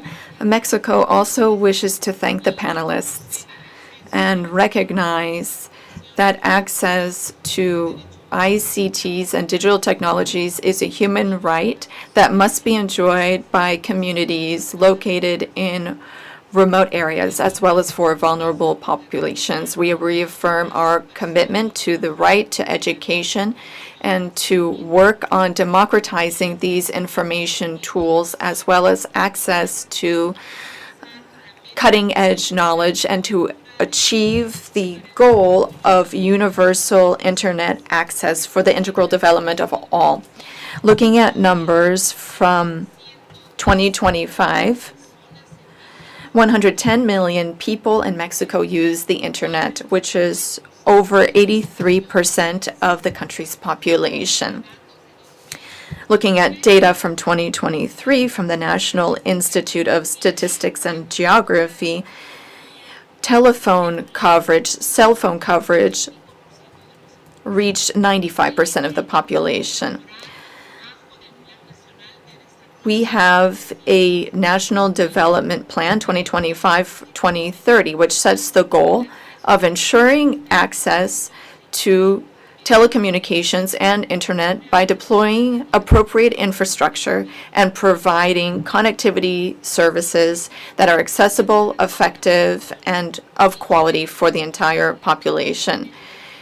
This provides for services, including the creation of the Mexican Space Program to improve access to essential services and satellite observation throughout our territory.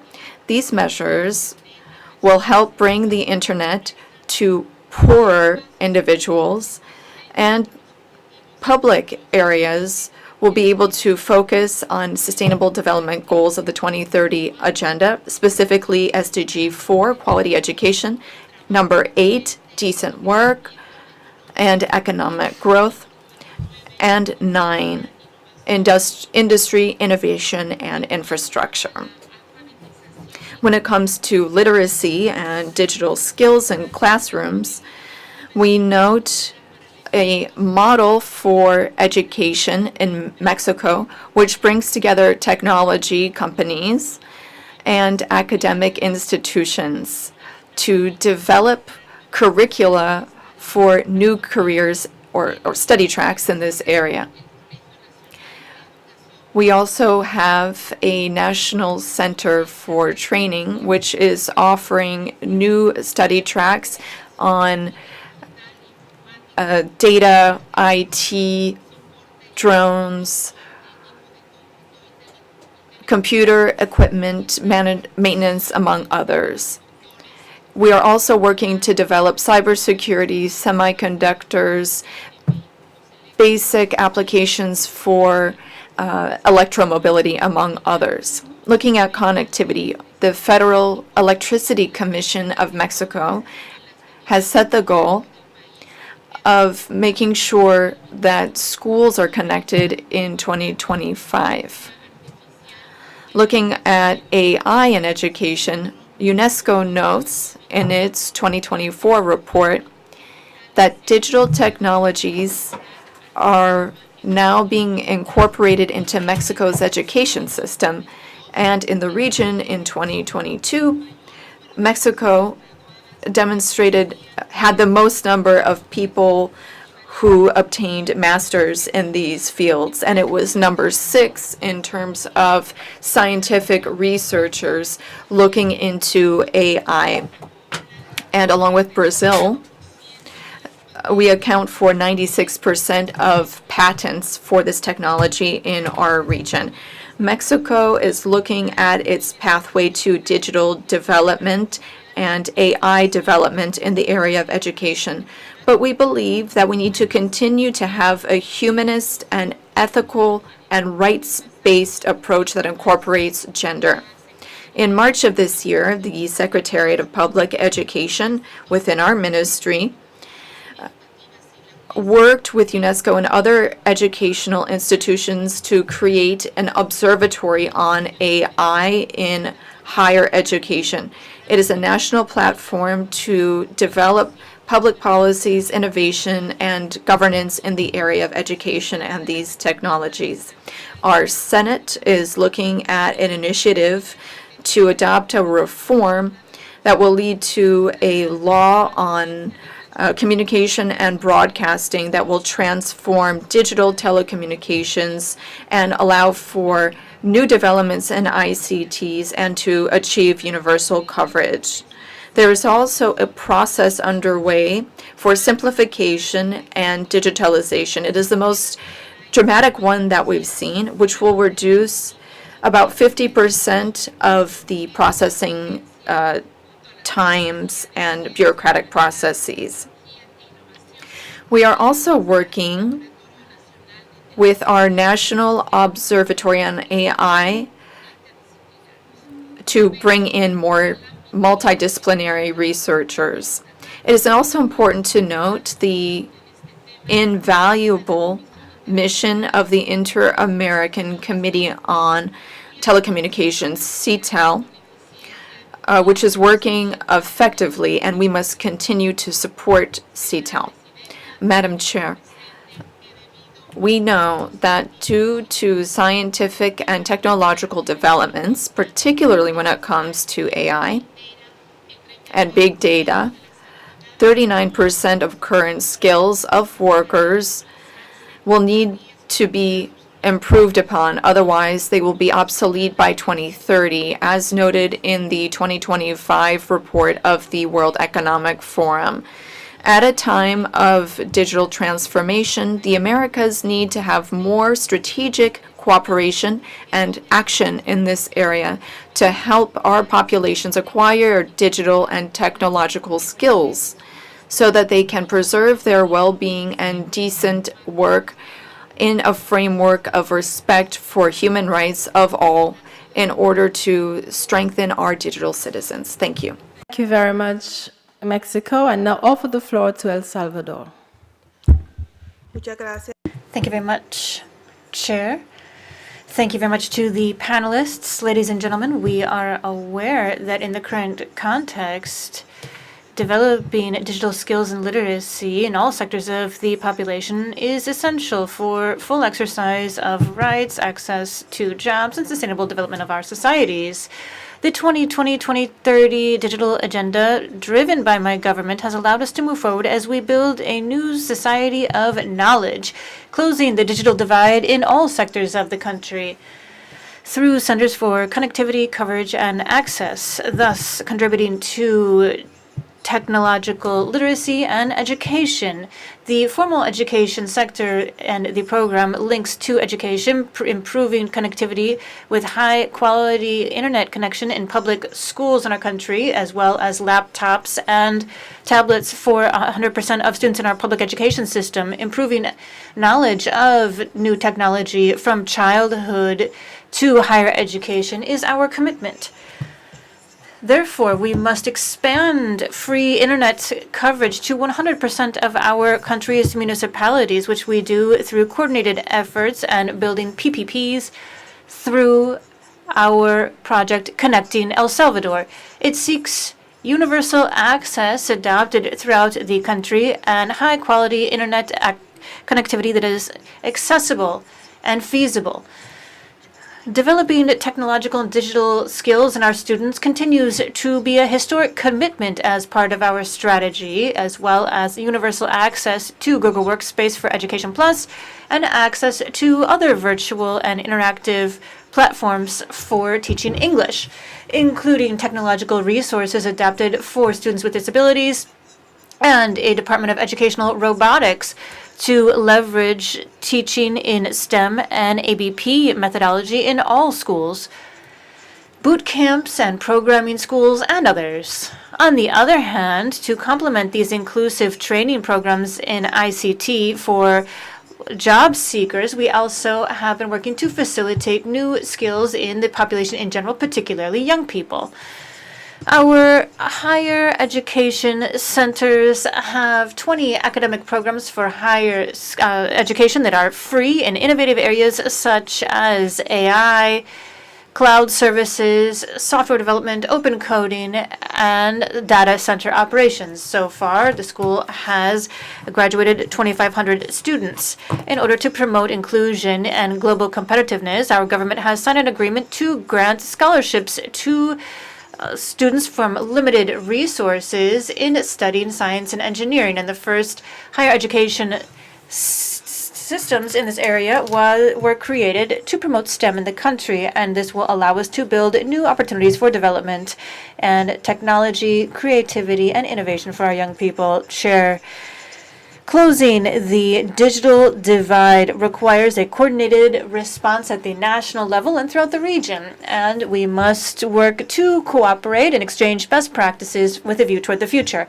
This is one of the key areas where CD can complement and drive national efforts from our states and strengthen mechanisms and tools, developing activities such as systematization of best practices, supply and cooperation exercises through open net platforms, promoting expanding opportunities for academic training for young people in transformative technology for the Americas, and further strengthening digital skills at the national level through CITEL and other inter-American bodies, as well as coordinating the work of inter-American missions focused on technology and building a shared agenda. El Salvador reiterates its commitment to building more opportunities and access to digital literacy and skills and sharing its own experiences. Thank you very much. Thank you very much, El Salvador. I now offer the floor to St. Lucia. Thank you. Thank you, Chair, and good morning, everyone. Chair, my delegation thanks the presenters for sharing their insights and experiences on this important topic. St. Lucia is pleased to participate in this vital dialogue on closing the digital literacy and skill divide, a priority that resonates deeply with our national development objectives and commitment to inclusive, equitable progress. Since assuming office in July 2021, Prime Minister Philip J.P. and his administration have adopted a multifaceted and progressive approach to addressing disparities in digital access and skills acquisition. These initiatives are grounded in our belief that technological empowerment is not a luxury, but a necessity for social equity and economic competitiveness. The government of St. Lucia has prioritized the enhancement of national broadband connectivity, particularly in rural and underserved communities. Through partnerships with telecom providers and multilateral organizations, as well as bilateral partners, we have expanded Wi-Fi hotspots, improved the broadband speeds, and launched digital inclusion campaigns to ensure equitable access across the island. Through the Taiwan-St. Lucia collaboration and under the government island-wide network project, 63 Wi-Fi hotspots across 5 districts in St. Lucia has been established. This project aimed to improve ICT infrastructure and reduce the digital divide between urban and rural areas.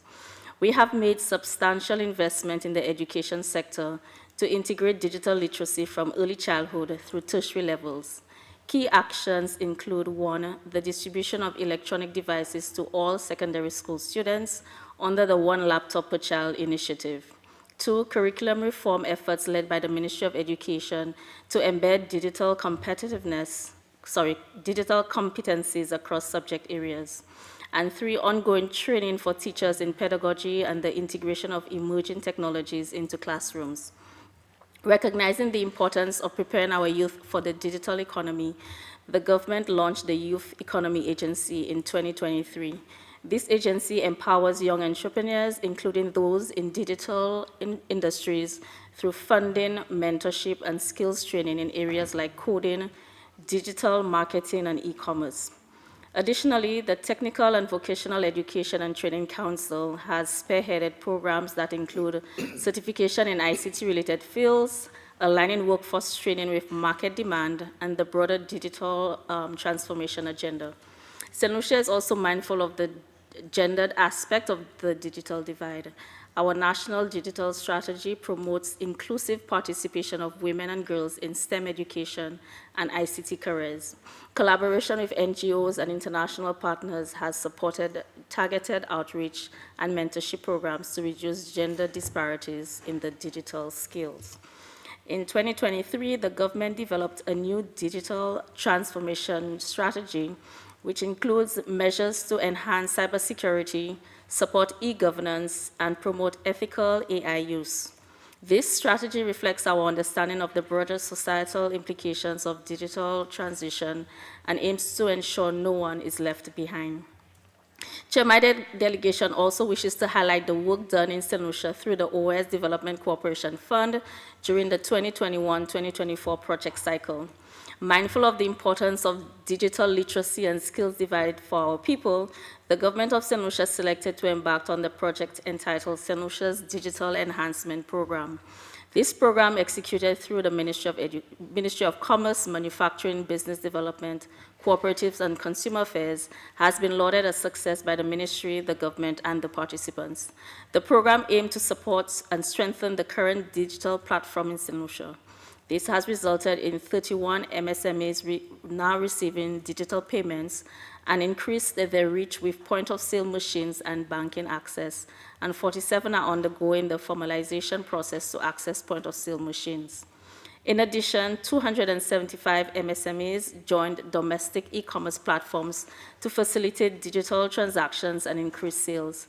The program also resulted in the assessment and strengthening of 4 domestic digital platforms to support e-commerce onboarding for local MSMEs. These figures may sound meager for many countries in this organization, but for St. Lucia, with a population of just 180,000, these are significant numbers. In conclusion, Chair, the government of St. Lucia remains resolute in its mission to bridge the digital divide and empower entrepreneurs and the youth in St. Lucia.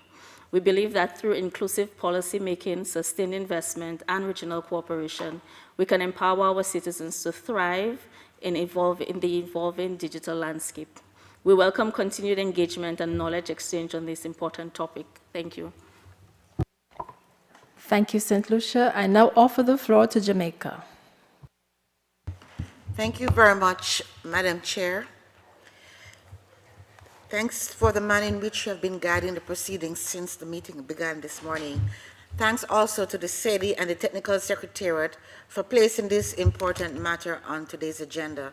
I wish to also acknowledge with appreciation the very enlightening presentation by Mr. Bevel Wood, of Strategic ICT Advisor of OECS, Mr. Andreas Schleicher from the OECD, and Ms. Danielle Trucco from ECLAC, and Luis Cisneros Science, Infoplas, AIP, Panama.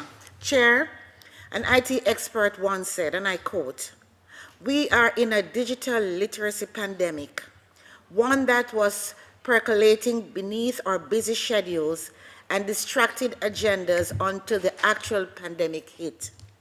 Then it became everyone's reality, and for many parents, educators, and school administrators, a nightmare.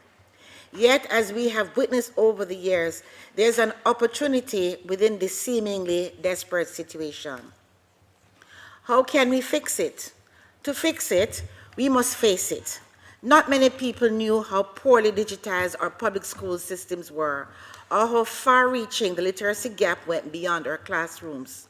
In years gone by, we may have heard discussions about ensuring broadband access or resource centers to support children doing homework who may not have access to the internet at home. We discovered that this didn't even scratch the digital literacy problem surface because consideration was not given to our teachers and other public servants. Also overlooked were young people who are no longer a part of the school system and senior citizens. While it is acknowledged that there has been an influx of support from several entities and organizations to member states, including some of our diaspora groups, to grant funding and device drives to schools, there's still much more to be done. The digital literacy divide is more significant than a single device can span, and so it should not be taken for granted that this is a fix for the challenges faced by member states. Therefore, strategically and measurably, we must address the challenges we face at the national levels, and with a holistic approach spanning upskilling and resource accessibility from the early years to beyond retirement. It would mean assessing the full scale of digital literacy needs and designing a multifaceted approach to closing the gap. A vital component of this is understanding where we are and our aspirations from a digitally enabled society perspective. Consideration should be given to multiple competencies, including, but not limited to, the device and software use, ability to create and consume digital content, security and privacy while online, among other crucial factors. Equally important is the competency gap that exists at the corporate level. Often overlooked is the lack of technical training and skills for professionals in the workplace because they may use a desktop or laptop computer daily. IT professionals are typically the default when it comes to problem solving, where technology is involved or required. Still, this thinking will also need to shift with executives and HR professionals who support the enablement of their staff members. It is relevant to note that the government of Jamaica has invested in vocational training for IT professionals, business persons, and the general public is made available through organizations such as the Human Employment and Resource Training, the Jamaica Digital and Technology Alliance. There are also numerous opportunities for customized programs to serve MSMEs, corporations, and government agencies. The implementation of STEM schools with a focus on science, technology, engineering, and mathematics is also a top priority for the government. Chair, bridging the digital literacy and skills divide will be down to economic development, job creation, boost efficiency in our productive sectors, investment, and prosperity for our hemisphere. As I close, I invite all to reflect on these words. There is no need for anyone to be left behind. I thank you. Thank you, Jamaica. I now offer the floor to St. Vincent and the Grenadines. Thank you, Chair. Good morning, everyone. My delegation extends its gratitude to the panelists for the invaluable information and perspectives shared with us today. They have certainly provided the context and the elements of a roadmap for concerted action aimed at bridging the gaps in digital literacy and digital skills. Chair, digital tools are integral to our daily lives, from basic digital literacy involving cell phones, online banking, and food and airport kiosks, to technical and advanced digital training in areas like cybersecurity, coding, and data analysis. These tools enhance public service delivery, increase government effectiveness, improve financial inclusion, and create platforms and channels where people's voices can be heard. Digital technology boosts productivity and income, even for small-scale food producers, by helping farmers increase yields and production, and aiding fishermen and women in improving their catch. It has also accelerated healthcare services through health monitoring apps and telemedicine. Digitization has transformed our societies, economies, and countries.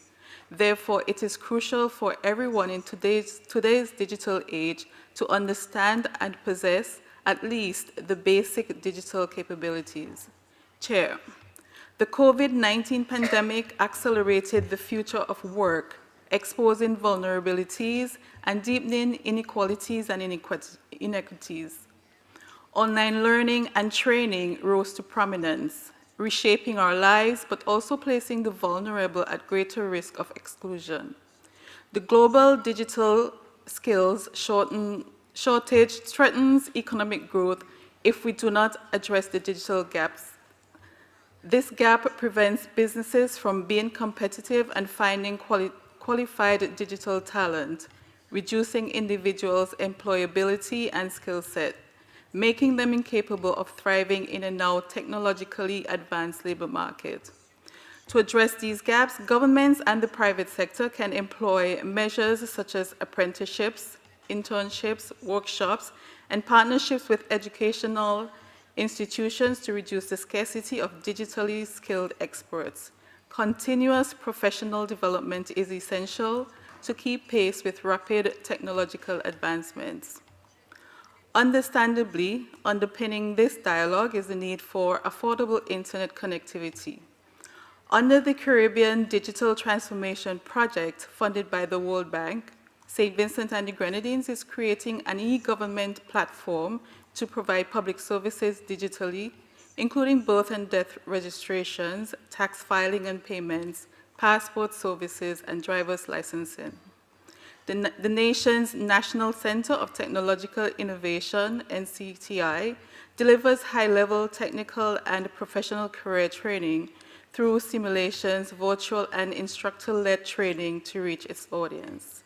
It offers Cisco certifications, courses in mobile application development, and robotics competitions, among others. Chair, digital transformation is a journey we must embrace wholeheartedly. As member states, we must collaborate and invest in our people and their training to compete and thrive in the global technological landscape. By doing so, we will bridge the digital divide and empower our citizens to fully participate in and benefit from the digital economy. Let us commit to this path of progress and innovation, ensuring that no one is left behind in our pursuit of a digitally inclusive future. Thank you. Thank you, St. Vincent and the Grenadines. I now offer the floor to Guatemala. Thank you very much, Chair.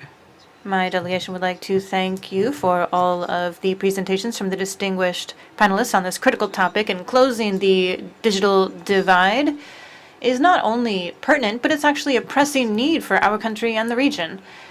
In an era marked by AI, automation, digital transformation, we do not have the luxury of letting these development opportunities becoming barriers that worsen historic inequality. In Guatemala, the digital divide is a critical barrier, and in urban areas, particularly Guatemala City, access to the internet is relatively stable and competitive. In rural zones, things are quite different. According to official figures, 46% of the population lives in rural areas where only 45% have access to digital connectivity. And this limits their ability to access educational services, information, public services, and work opportunities. That has repercussions in worsening the learning crisis that we've discussed in other meetings, and this disproportionately falls on the public educational system. Therefore, our government has been working through our 2024-2028 general policy to focus in on closing this divide. Through PPPs, we have been promoting long-term investment, infrastructures and telecoms, and a plan for connectivity and coverage. One example of this is our electronic government working with the UN in Guatemala to promote the digital transformation and improve public services available online in Guatemala, and thanks to financial support from the EU and other entities. The project has a 3-year duration and aims to accelerate digitalization of public services in Guatemala by reducing gaps and improving efficiency. On the other hand, we also must leverage widespread access to digital devices. At the beginning of the year, 20.4 mobile cellular connections were available in Guatemala, which is 110% of our population. The private sector has also been promoting these digital devices for learning. This is a key strategy as we collaborate between service providers in Guatemala and educational institutions, as well as international organizations, to create accessible educational networks.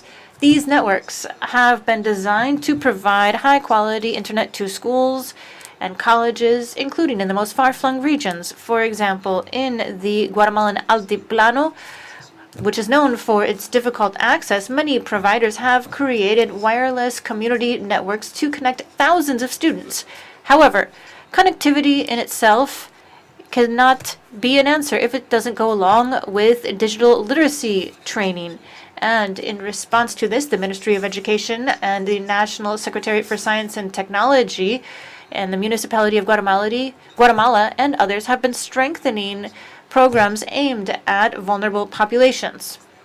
In this scenario, the OAS has been an essential partner in supporting these educational systems and expanding access to high-quality connectivity and strengthening learning opportunities through programs such as PAEC and others.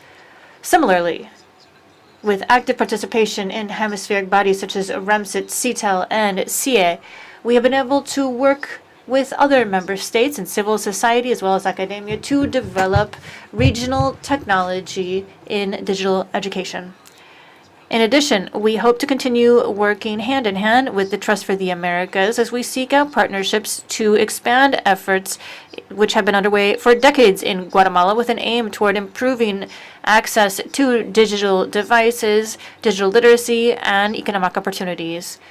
Dear colleagues, digital literacy improves the quality of lives of people if it includes access to dignified work and digital services. It also creates new opportunities for entrepreneurship and learning, and we are committed to working with member states and the General Secretariat of the OAS to drive initiatives at the hemispheric level to improve connectivity, to benefit all citizens, and position the region in a competitive place on the global economy. Thank you very much. Thank you, Guatemala. I now offer the floor to Argentina.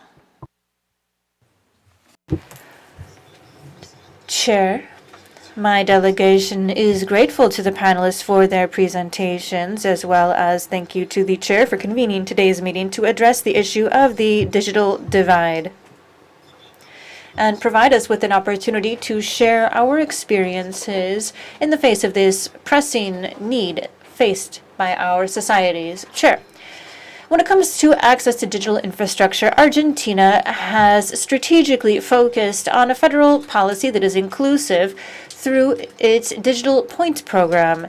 This network is comprised of over 600 spaces throughout our territory and provides free connectivity, technology, and ICT training, as well as cultural events. And it is deployed in urban and rural vulnerable areas, seeking to reduce inequality in access and democratizing the possibility to fully join in the digital society. To further expand low-cost access, we believe it's fundamental for us to promote spaces for coordination between the public and private sectors, which allow us to build scale economies and ensure equitable distribution of digital opportunities while promoting economically sustainable models.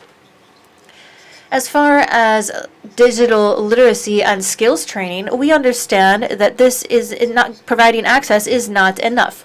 We also must provide tools that allow our citizens to develop themselves in a new digital environment, and the Digital Point program has provided many opportunities for training, ensuring that over 750,000 people take part actively since 2024.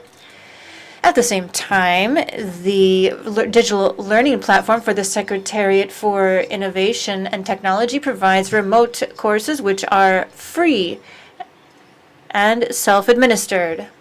Through the platform, over 1 million individuals have already been trained in areas related to new technology, employability, and digital citizenship. This experience shows that with accessible tools and appropriate training, we can effectively reach the most vulnerable populations.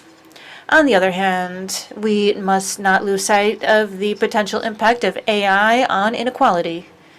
In Argentina, we believe that managing AI requires a strategic approach that is multidimensional and preventive from countries in the region, seeking to maximize benefits related to its development and use while also considering the associated risks and seeking to mitigate any potential nefarious impacts on people.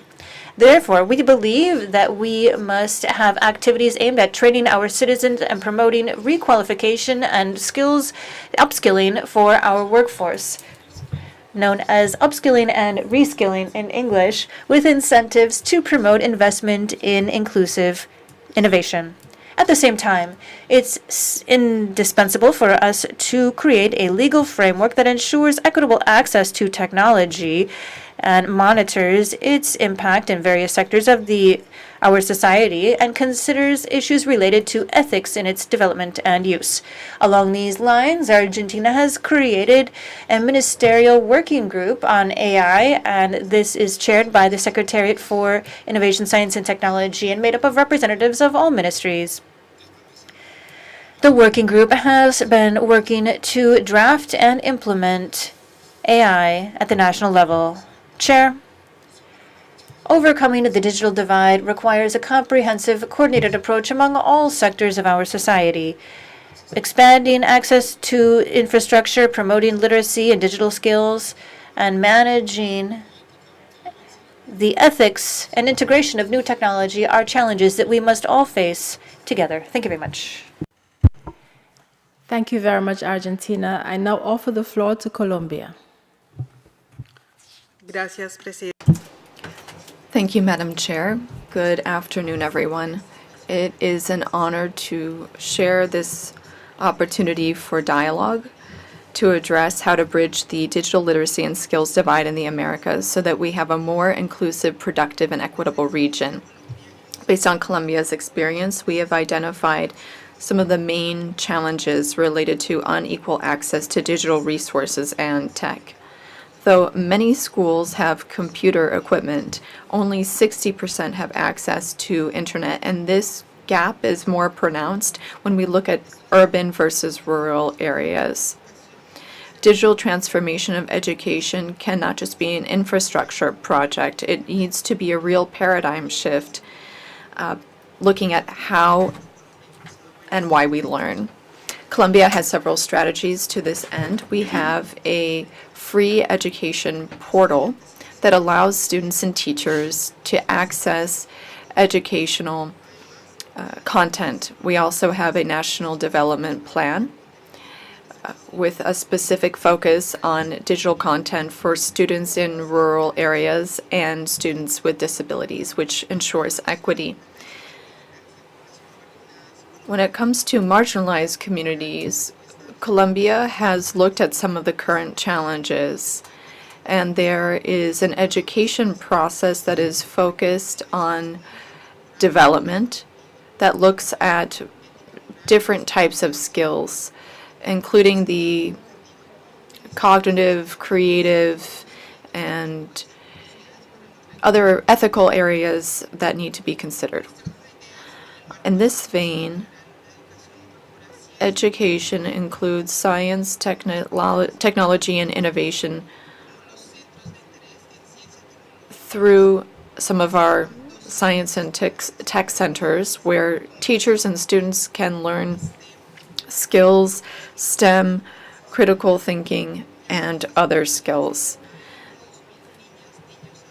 These opportunities have been offered to some 20,000 children from communities historically affected by marginalization and violence. Our region, or rather our country, is working to address challenges in the region, especially when it comes to ethical use of new technologies, particularly AI. This is a challenge and an opportunity to transform productive social sectors. Amid growing digitalization, AI is a strategic tool to promote productivity and decision-making. But Latin America is still facing a significant gap vis-a-vis other regions, which came to light during the Conference of Ministers of Communication and Information. We need to foster a more robust digital ecosystem to address this issue. AI depends on interdependent factors or interconnected factors, including strengthening technology infrastructure and the development of public policies.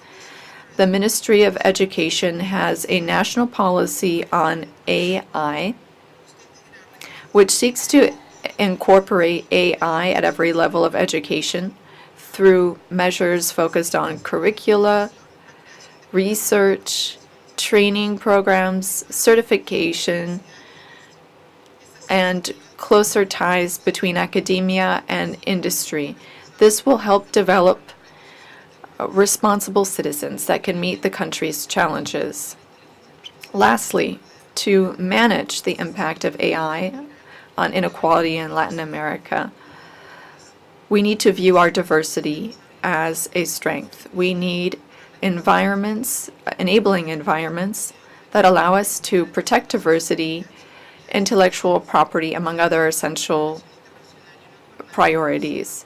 We also need inclusive governance to guide public policies to make sure that digital transformation reduces social and economic gaps and to have a more equitable future to all. Bridging the digital literacy and skills divide is not an isolated goal. It is needed to ensure equity, economic productivity, and a society where no one is left behind. Colombia reiterates its willingness to share best practices and learn from the experiences of other member countries and to explore other opportunities for cooperation. Thank you. Thank you, Colombia. I now offer the floor to Bolivia. Gracias, señora presidenta. Thank you, Madam Chair. The plurinational state of Bolivia welcomes the convening of this meeting and thanks the panelists for this opportunity to reflect together on the urgent need to bridge the digital literacy and skills divide in the Americas. When it comes to traditional literacy, Bolivia has made significant strides. Our country has a literacy rate that is quite high thanks to ongoing literacy programs through campaigns called Yo Si Puedo and other efforts promoted by the Ministry of Education. However, we recognize that in the current context, literacy does not just involve reading and writing. In the digital era, basic skills must also incorporate digital skills. The digital skills gap is a new challenge today. If it is not addressed, it could reproduce and amplify existing inequalities. Aware of this, Bolivia has already taken steps to focus on comprehensive literacy. The Ministry of Education has promoted programs to integrate information technology in teaching and learning processes. This will strengthen students' digital skills across the country, as well as the skills of teachers. To support these efforts, we have developed platforms for digital citizens, digital citizenship, to allow processes to be carried out online, to verify academic degrees. We also have specific training programs like boot camps and others to develop skills in programming and robotics. This will also help close gender gaps in these areas. Madam Chair, Bolivia recognizes that bridging the digital literacy and skills divide requires coordinated public policies, investment in technology infrastructure, and ongoing training of teachers, as well as an approach that respects linguistic and cultural diversity of our populations. Our country reaffirms its commitment to continue working to ensure that no one is left behind during this transition to more digital and inclusive societies. We firmly believe that digital literacy and skills are needed for the effective exercise of human rights, democratic participation, and creation of new development opportunities. In this regard, Bolivia reiterates its willingness to share its experiences, to learn from best practices in the region, and to build together a hemisphere where digital transformation is a true driver of equity, justice, and prosperity for one and all. Thank you very much. Thank you very much, Bolivia. I now offer the floor to Chile. Gracias, señora. Thank you, Madam Chair. Allow me to start by thanking you for convening this important meeting. Digital literacy and skills are strategic priorities for Chile to achieve inclusive and sustainable development in the digital era. Digital transformation in Chile has been promoted through public policies to reduce gaps and to improve the skills of our populations, especially in rural areas and for historically marginalized groups. I can share a few examples of this. First, the Connectivity Program for Education 2030, which was launched by the Ministry of Transport and the Ministry of Education. This program aims to ensure that all state-funded schools have an internet connection that is high speed by 2030. In 2024, many schools benefited from this, and this helped reduce the gaps between urban and rural schools. Secondly, and given that digital access also means preparing ourselves for a world where AI is everywhere, Chile has been taking steps to look at various aspects of AI, including ethical ones, and to develop researchers' skills, and to make sure that AI is developed in a responsible manner. There is an action plan that helps create programs for various groups, including women entrepreneurs and vulnerable groups, so that they can gain skills in areas such as cybersecurity. In this regard, we have another program to increase the number of women in STEM, and it has trained some 5,000 women in areas such as robotics. This reduces the gender gap when it comes to advanced digital skills. It also increases women's participation in economically strategic sectors. Thirdly, in light of the challenge to incorporate more vulnerable sectors, Chile has an initiative implemented by our National Library Network. It turns libraries into centers to develop digital skills and connect to the internet, and it offers other free trainings. There are some 1,800 centers at libraries in our country. The impacts of these policies can already be felt. Based on recent data from the Secretariat of Telecommunications, the internet gap between rural and urban areas has gone from 12 to 2% in recent years. In addition, women in STEM has increased by 35% since 2020. However, we are fully aware that challenges persist. The rapidity of the digital world requires that we constantly update our skills. This is why Chile is working to design a program to foster critical thinking and develop digital skills at every level of formal training and education. We have regional efforts to establish a framework to certify digital skills that will facilitate mobility in the labor market. As we heard from the speakers this morning, Madam Chair, there are gaps in our region when it comes to digital access and digital skills. In this regard, Chile reiterates its commitment to the region to close the digital literacy and skills divide. To that end, we need to work together to encourage more participation of women in STEM, for instance. These are tangible actions that can have a real impact in the short term. We believe that sharing successful experiences and strengthening technical assistance as well as PPPs are all needed in order to create more equitable societies in the Americas. Thank you. Thank you, Chile. I now offer the floor to Paraguay. Muchas gracias, señora Presidenta. Thank you very much, Madam Chair. The delegation of Paraguay is grateful for this opportunity to take part in this important session on one of the most pressing challenges for our region, bridging the digital literacy and skills divide.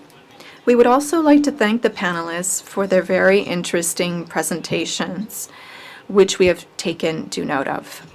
In our country, although we have made significant achievements, structural challenges persist, especially when it comes to technological infrastructure and connectivity in rural and marginalized areas. This limitation creates barriers in accessing digital tools, and it means that success is dependent upon ICT tools and how we can integrate them into our education. The government of Paraguay has therefore implemented measures in recent years focused on transformation of education with an emphasis on digital inclusion. These include a platform called Paraguay Aprende, which was developed by the Ministry of Education and Science, and it provides computer equipment to schools. And we've also worked with mobile phone operators to provide connectivity throughout the country. As other speakers before me have noted, resources and connectivity alone do not ensure that ICTs are incorporated into education. We also need appropriate human and cultural capital. To that end, Paraguay has promoted this aspect through new training for teachers to help them incorporate technologies and digital platforms for learning into their curricula. And it also provides ongoing training for educators. Recently, degrees have been offered in various areas related to digital technologies. Our country has also promoted inclusive initiatives through a universal learning model so that students with disabilities have access to education that respects their dignity as well as the dignity of indigenous groups. We have also used ICTs to preserve their language and culture. Technological transformation is an opportunity to adapt our education. It doesn't just mean digitalizing education. It means looking at the purpose of teaching and adapting them to specific social, geographic, and cultural contexts. In that line, we have other programs developed by the Ministry of Education and Science that are working to help young people and support them in attaining access to technology opportunities. Finally, looking at AI and other emerging technologies in education, we need to have a strategy that ensures that their benefits do not deepen inequalities. To that end, we need to continue advocating for teachers, inclusive education, and universal coverage. Chair, Paraguay reiterates its commitment to inclusive, quality, equitable education. We will continue to work together with member states and the OAS General Secretariat to bridge the digital divide in the Americas. I thank you. Thank you very much, Paraguay. I now offer the floor to Costa Rica. Muchas gracias, señora presidenta. Thank you very much, Madam Chair, for giving me the floor. We would also like to thank St. Vincent and the Grenadines for its leadership at CIDI and for convening the meeting today. Thank you also to the panelists for their presentations. The technological transformation is no longer an option. It is a prerequisite for sustainable development. Costa Rica is working on digital transformation and has a strategy to increase productivity, competitiveness, and economic growth that is inclusive while taking advantage of the opportunities offered by the Fourth Industrial Revolution. Although we have achieved connectivity in our region, true digital inclusion requires more than infrastructure. It requires human capital and access to knowledge. In Costa Rica, primary and secondary education is free and mandatory. It is a priority for national development. In this framework, we ensure access to technology as an integral part of the education process to build upon the teaching and learning process to teach skills related to communication and new technologies.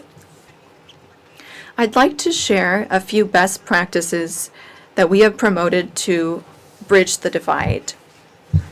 In public education, we are implementing a model for inclusive digital technology in education. We promote digital literacy from a young age at schools. We have a national program on IT, and we have provided various centers with computer equipment. Secondly, we have promoted ongoing education for our teachers, and we promote STEM. We have specific scholarships for women and vulnerable youth, which will help reduce the gender gap in various areas such as AI and cybersecurity. Education needs to adapt quickly, so we advocate for more cooperation to avoid duplication of resources.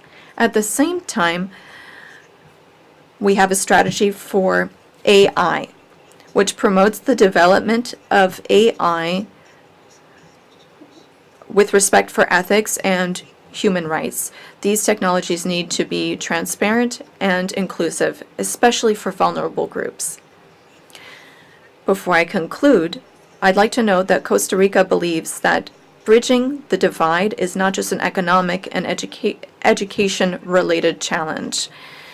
We need to make sure that technologies are drivers of inclusion and equity. Thank you. Thank you very much, Costa Rica. I am now pleased to offer the floor to Panama. Muchas gracias. Thank you, Chair. We would like to thank the Council for convening this important meeting on bridging the digital literacy and skills divide in the Americas. We'd also like to thank all of the panelists, particularly Dr. Cisneros of InfoPlaza's Panama for his participation today. His contributions truly reflect our country's and our government's firm commitment to the democratizing knowledge and strengthening digital skills, especially for vulnerable populations. As we've heard, InfoPlazas is a flagship initiative. For over 2 decades now, it has brought connectivity, training, and opportunities to rural areas, as well as other areas of our country. Today, there are over 430 InfoPlazas centers in the country, meaning that this network is helping to bridge this divide. In line with today's city session, InfoPlazas provides access to internet, but also offers centers to teach media literacy, innovation, digital skills, and active participation in a knowledge society. They are a tool for transformation that will help bridge these divides. We recognize the coordination between InfoPlazas and the National Secretary for Science, Technology, and Innovation, SENACIT.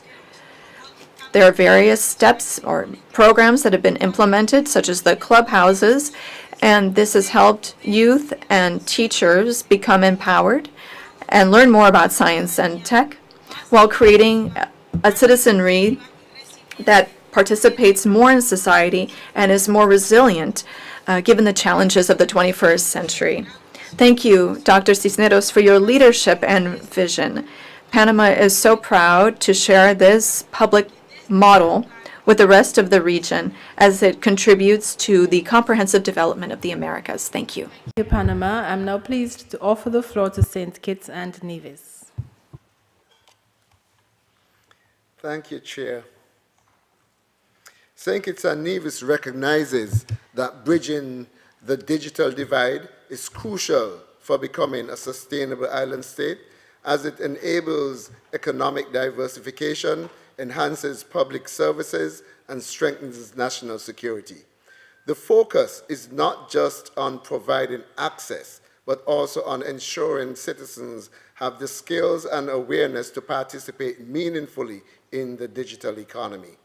To this end, a whole-of-government technology strategy focused on people transformation, process transformation, and technology transformation to digitize public services has been adopted.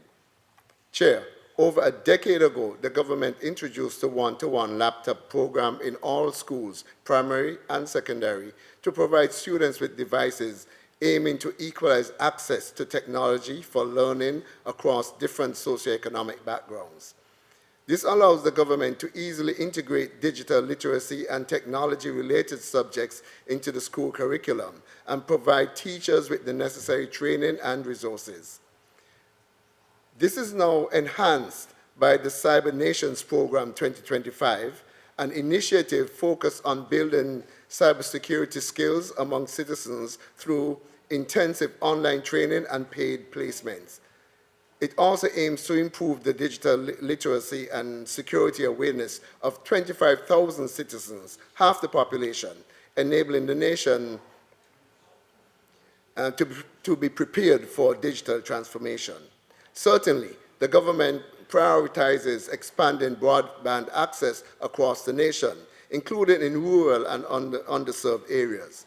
While fixed internet penetration is already high, efforts are ongoing to further enhance connectivity through both fixed line and mobile broadband infrastructure. Satellite internet solutions are also being considered to reach more remote communities.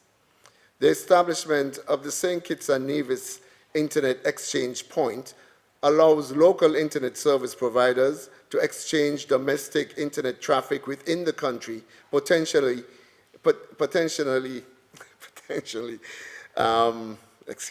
leading to improved speeds and lower costs for users. Also, by fostering a competitive telecommunications environment, the government aims to drive innovation, improve service quality, and make internet services more affordable.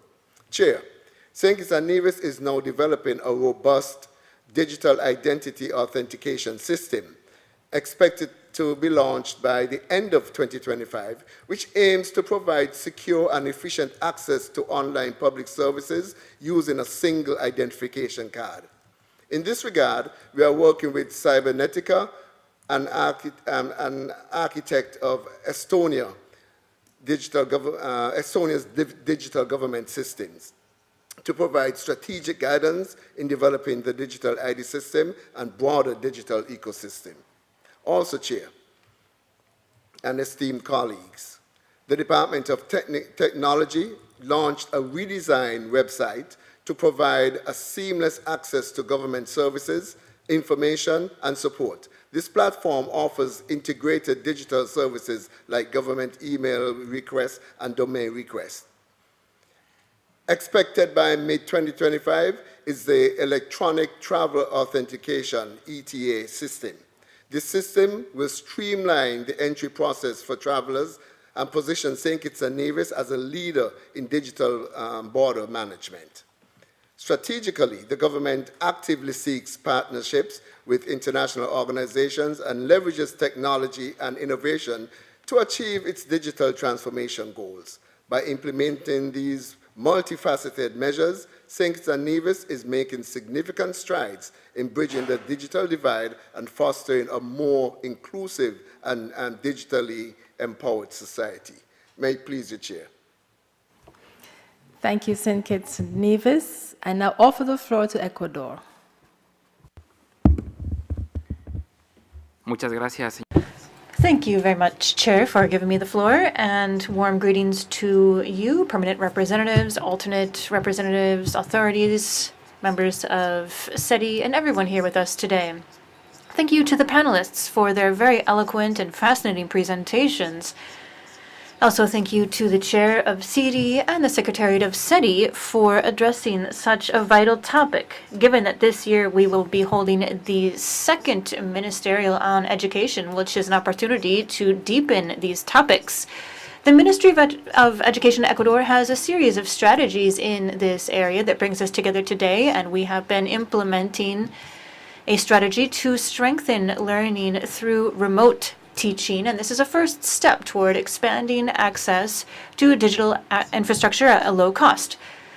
We must also optimize networks for existing networks and courses while implementing virtual classrooms in far-flung regions and working in low energy consumption areas to ensure access in areas with low coverage. We must also strengthen training and ongoing education for teachers and using pedagogy in digital classrooms to reach students and their families. These activities will make it possible for us to leverage the available infrastructure and foment digital inclusion in our educational system. The digital infrastructure at a low cost can be achieved through investment projects, and certainly this is a comprehensive reform of our secondary education system. And technological equipment in over 79 institutions has improved the benefits for ICT training in secondary school students. Access to digital infrastructure at a low cost and widespread access can reach many communities, such as technological centers that are equipped with free internet access and computers, as well as the use of innovative technology, such as satellite networks that allow us to expand connectivity to remote areas. Similarly, we can implement reuse programs for obsolete equipment as we engage in recycling programs, and this can be done through various NGOs and companies to provide tablets, phones, and other devices, as well as computers in the hands of students with low resources. In addition to developing adapted technology such as low energy use systems and tools, we can guarantee access in areas with low coverage and This allows us to close the digital divide and ensure that the most vulnerable populations are able to develop schools necessary for their own training and development. To strengthen these initiatives, the key is increasing coverage in rural areas through community satellites as well as reuse programs for devices with incentives for the business community with tax benefits. Similarly, integrating AI in educational platforms allows us to personalize learning paths based on individual needs. Additionally, it's fundamental for us to strengthen teacher training in inclusive technology and promote connectivity in original languages. The impact of AI and its use in reducing inequality in the current educational context requires us to adapt our approach to technological skills as well as geographical realities, and therefore we must prioritize training for students and teachers in communities in general with a special focus on rural areas with low population density as well as vulnerable population. We'd like to note that the correct implementation of AI has the potential to reduce inequalities and facilitate access to educational content that's personalized in nature and provide more efficient learning tools, particularly in areas where the educational supply is very limited. However, it's essential for public policies to promote the creation of educational content that's inclusive for open access devices and platforms that are adapted to the needs of students as well as allow respect for cultural and linguistic diversity in our country. To manage the impact of AI, this organization can consider activities that implement equitable access to AI technology and develop a public digital infrastructure such as regional data centers and platforms for open access to democratize access to advanced tools while avoiding barriers to access becoming more entrenched. We'd like to share that training in digital skills for students, teachers, and families is key to reducing the digital divide. It's extremely important for them to be part of this effort as well as other partners such as international organizations and the private sector. This will allow us to implement innovative decisions to mitigate the digital divide and ensure that AI does not reinforce existing inequalities, but rather becomes a tool for inclusion, development, and equity for all citizens of the Americas. Thank you very much. Thank you very much, Ecuador.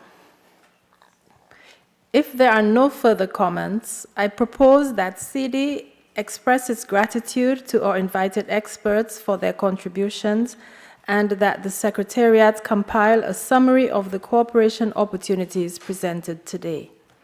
Delegations are encouraged to share these offers through the CooperNet platform, and for this, we thank you in advance. If there are no objections, it is so decided. We have now concluded all items on our order of business. I open the floor for any additional matters that delegations may wish to raise.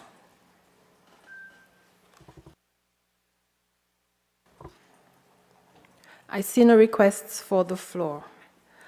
Once again, I express my sincere appreciation to all delegations and to our esteemed panelists for their active participation in today's meeting. The experiences shared and the recommendations proposed not only reflect the common challenges which we face, but also reiterate our shared responsibility in addressing them. I look forward to our continued collaboration to ensure that the citizens we serve can realize their full potential and enjoy the many benefits that today's knowledge economy offers. This meeting is adjourned. Adjourned.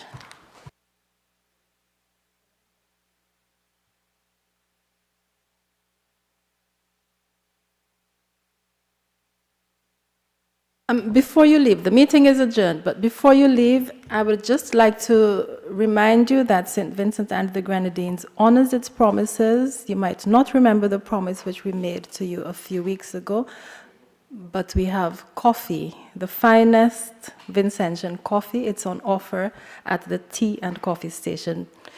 Que disfruten. Muchas gracias.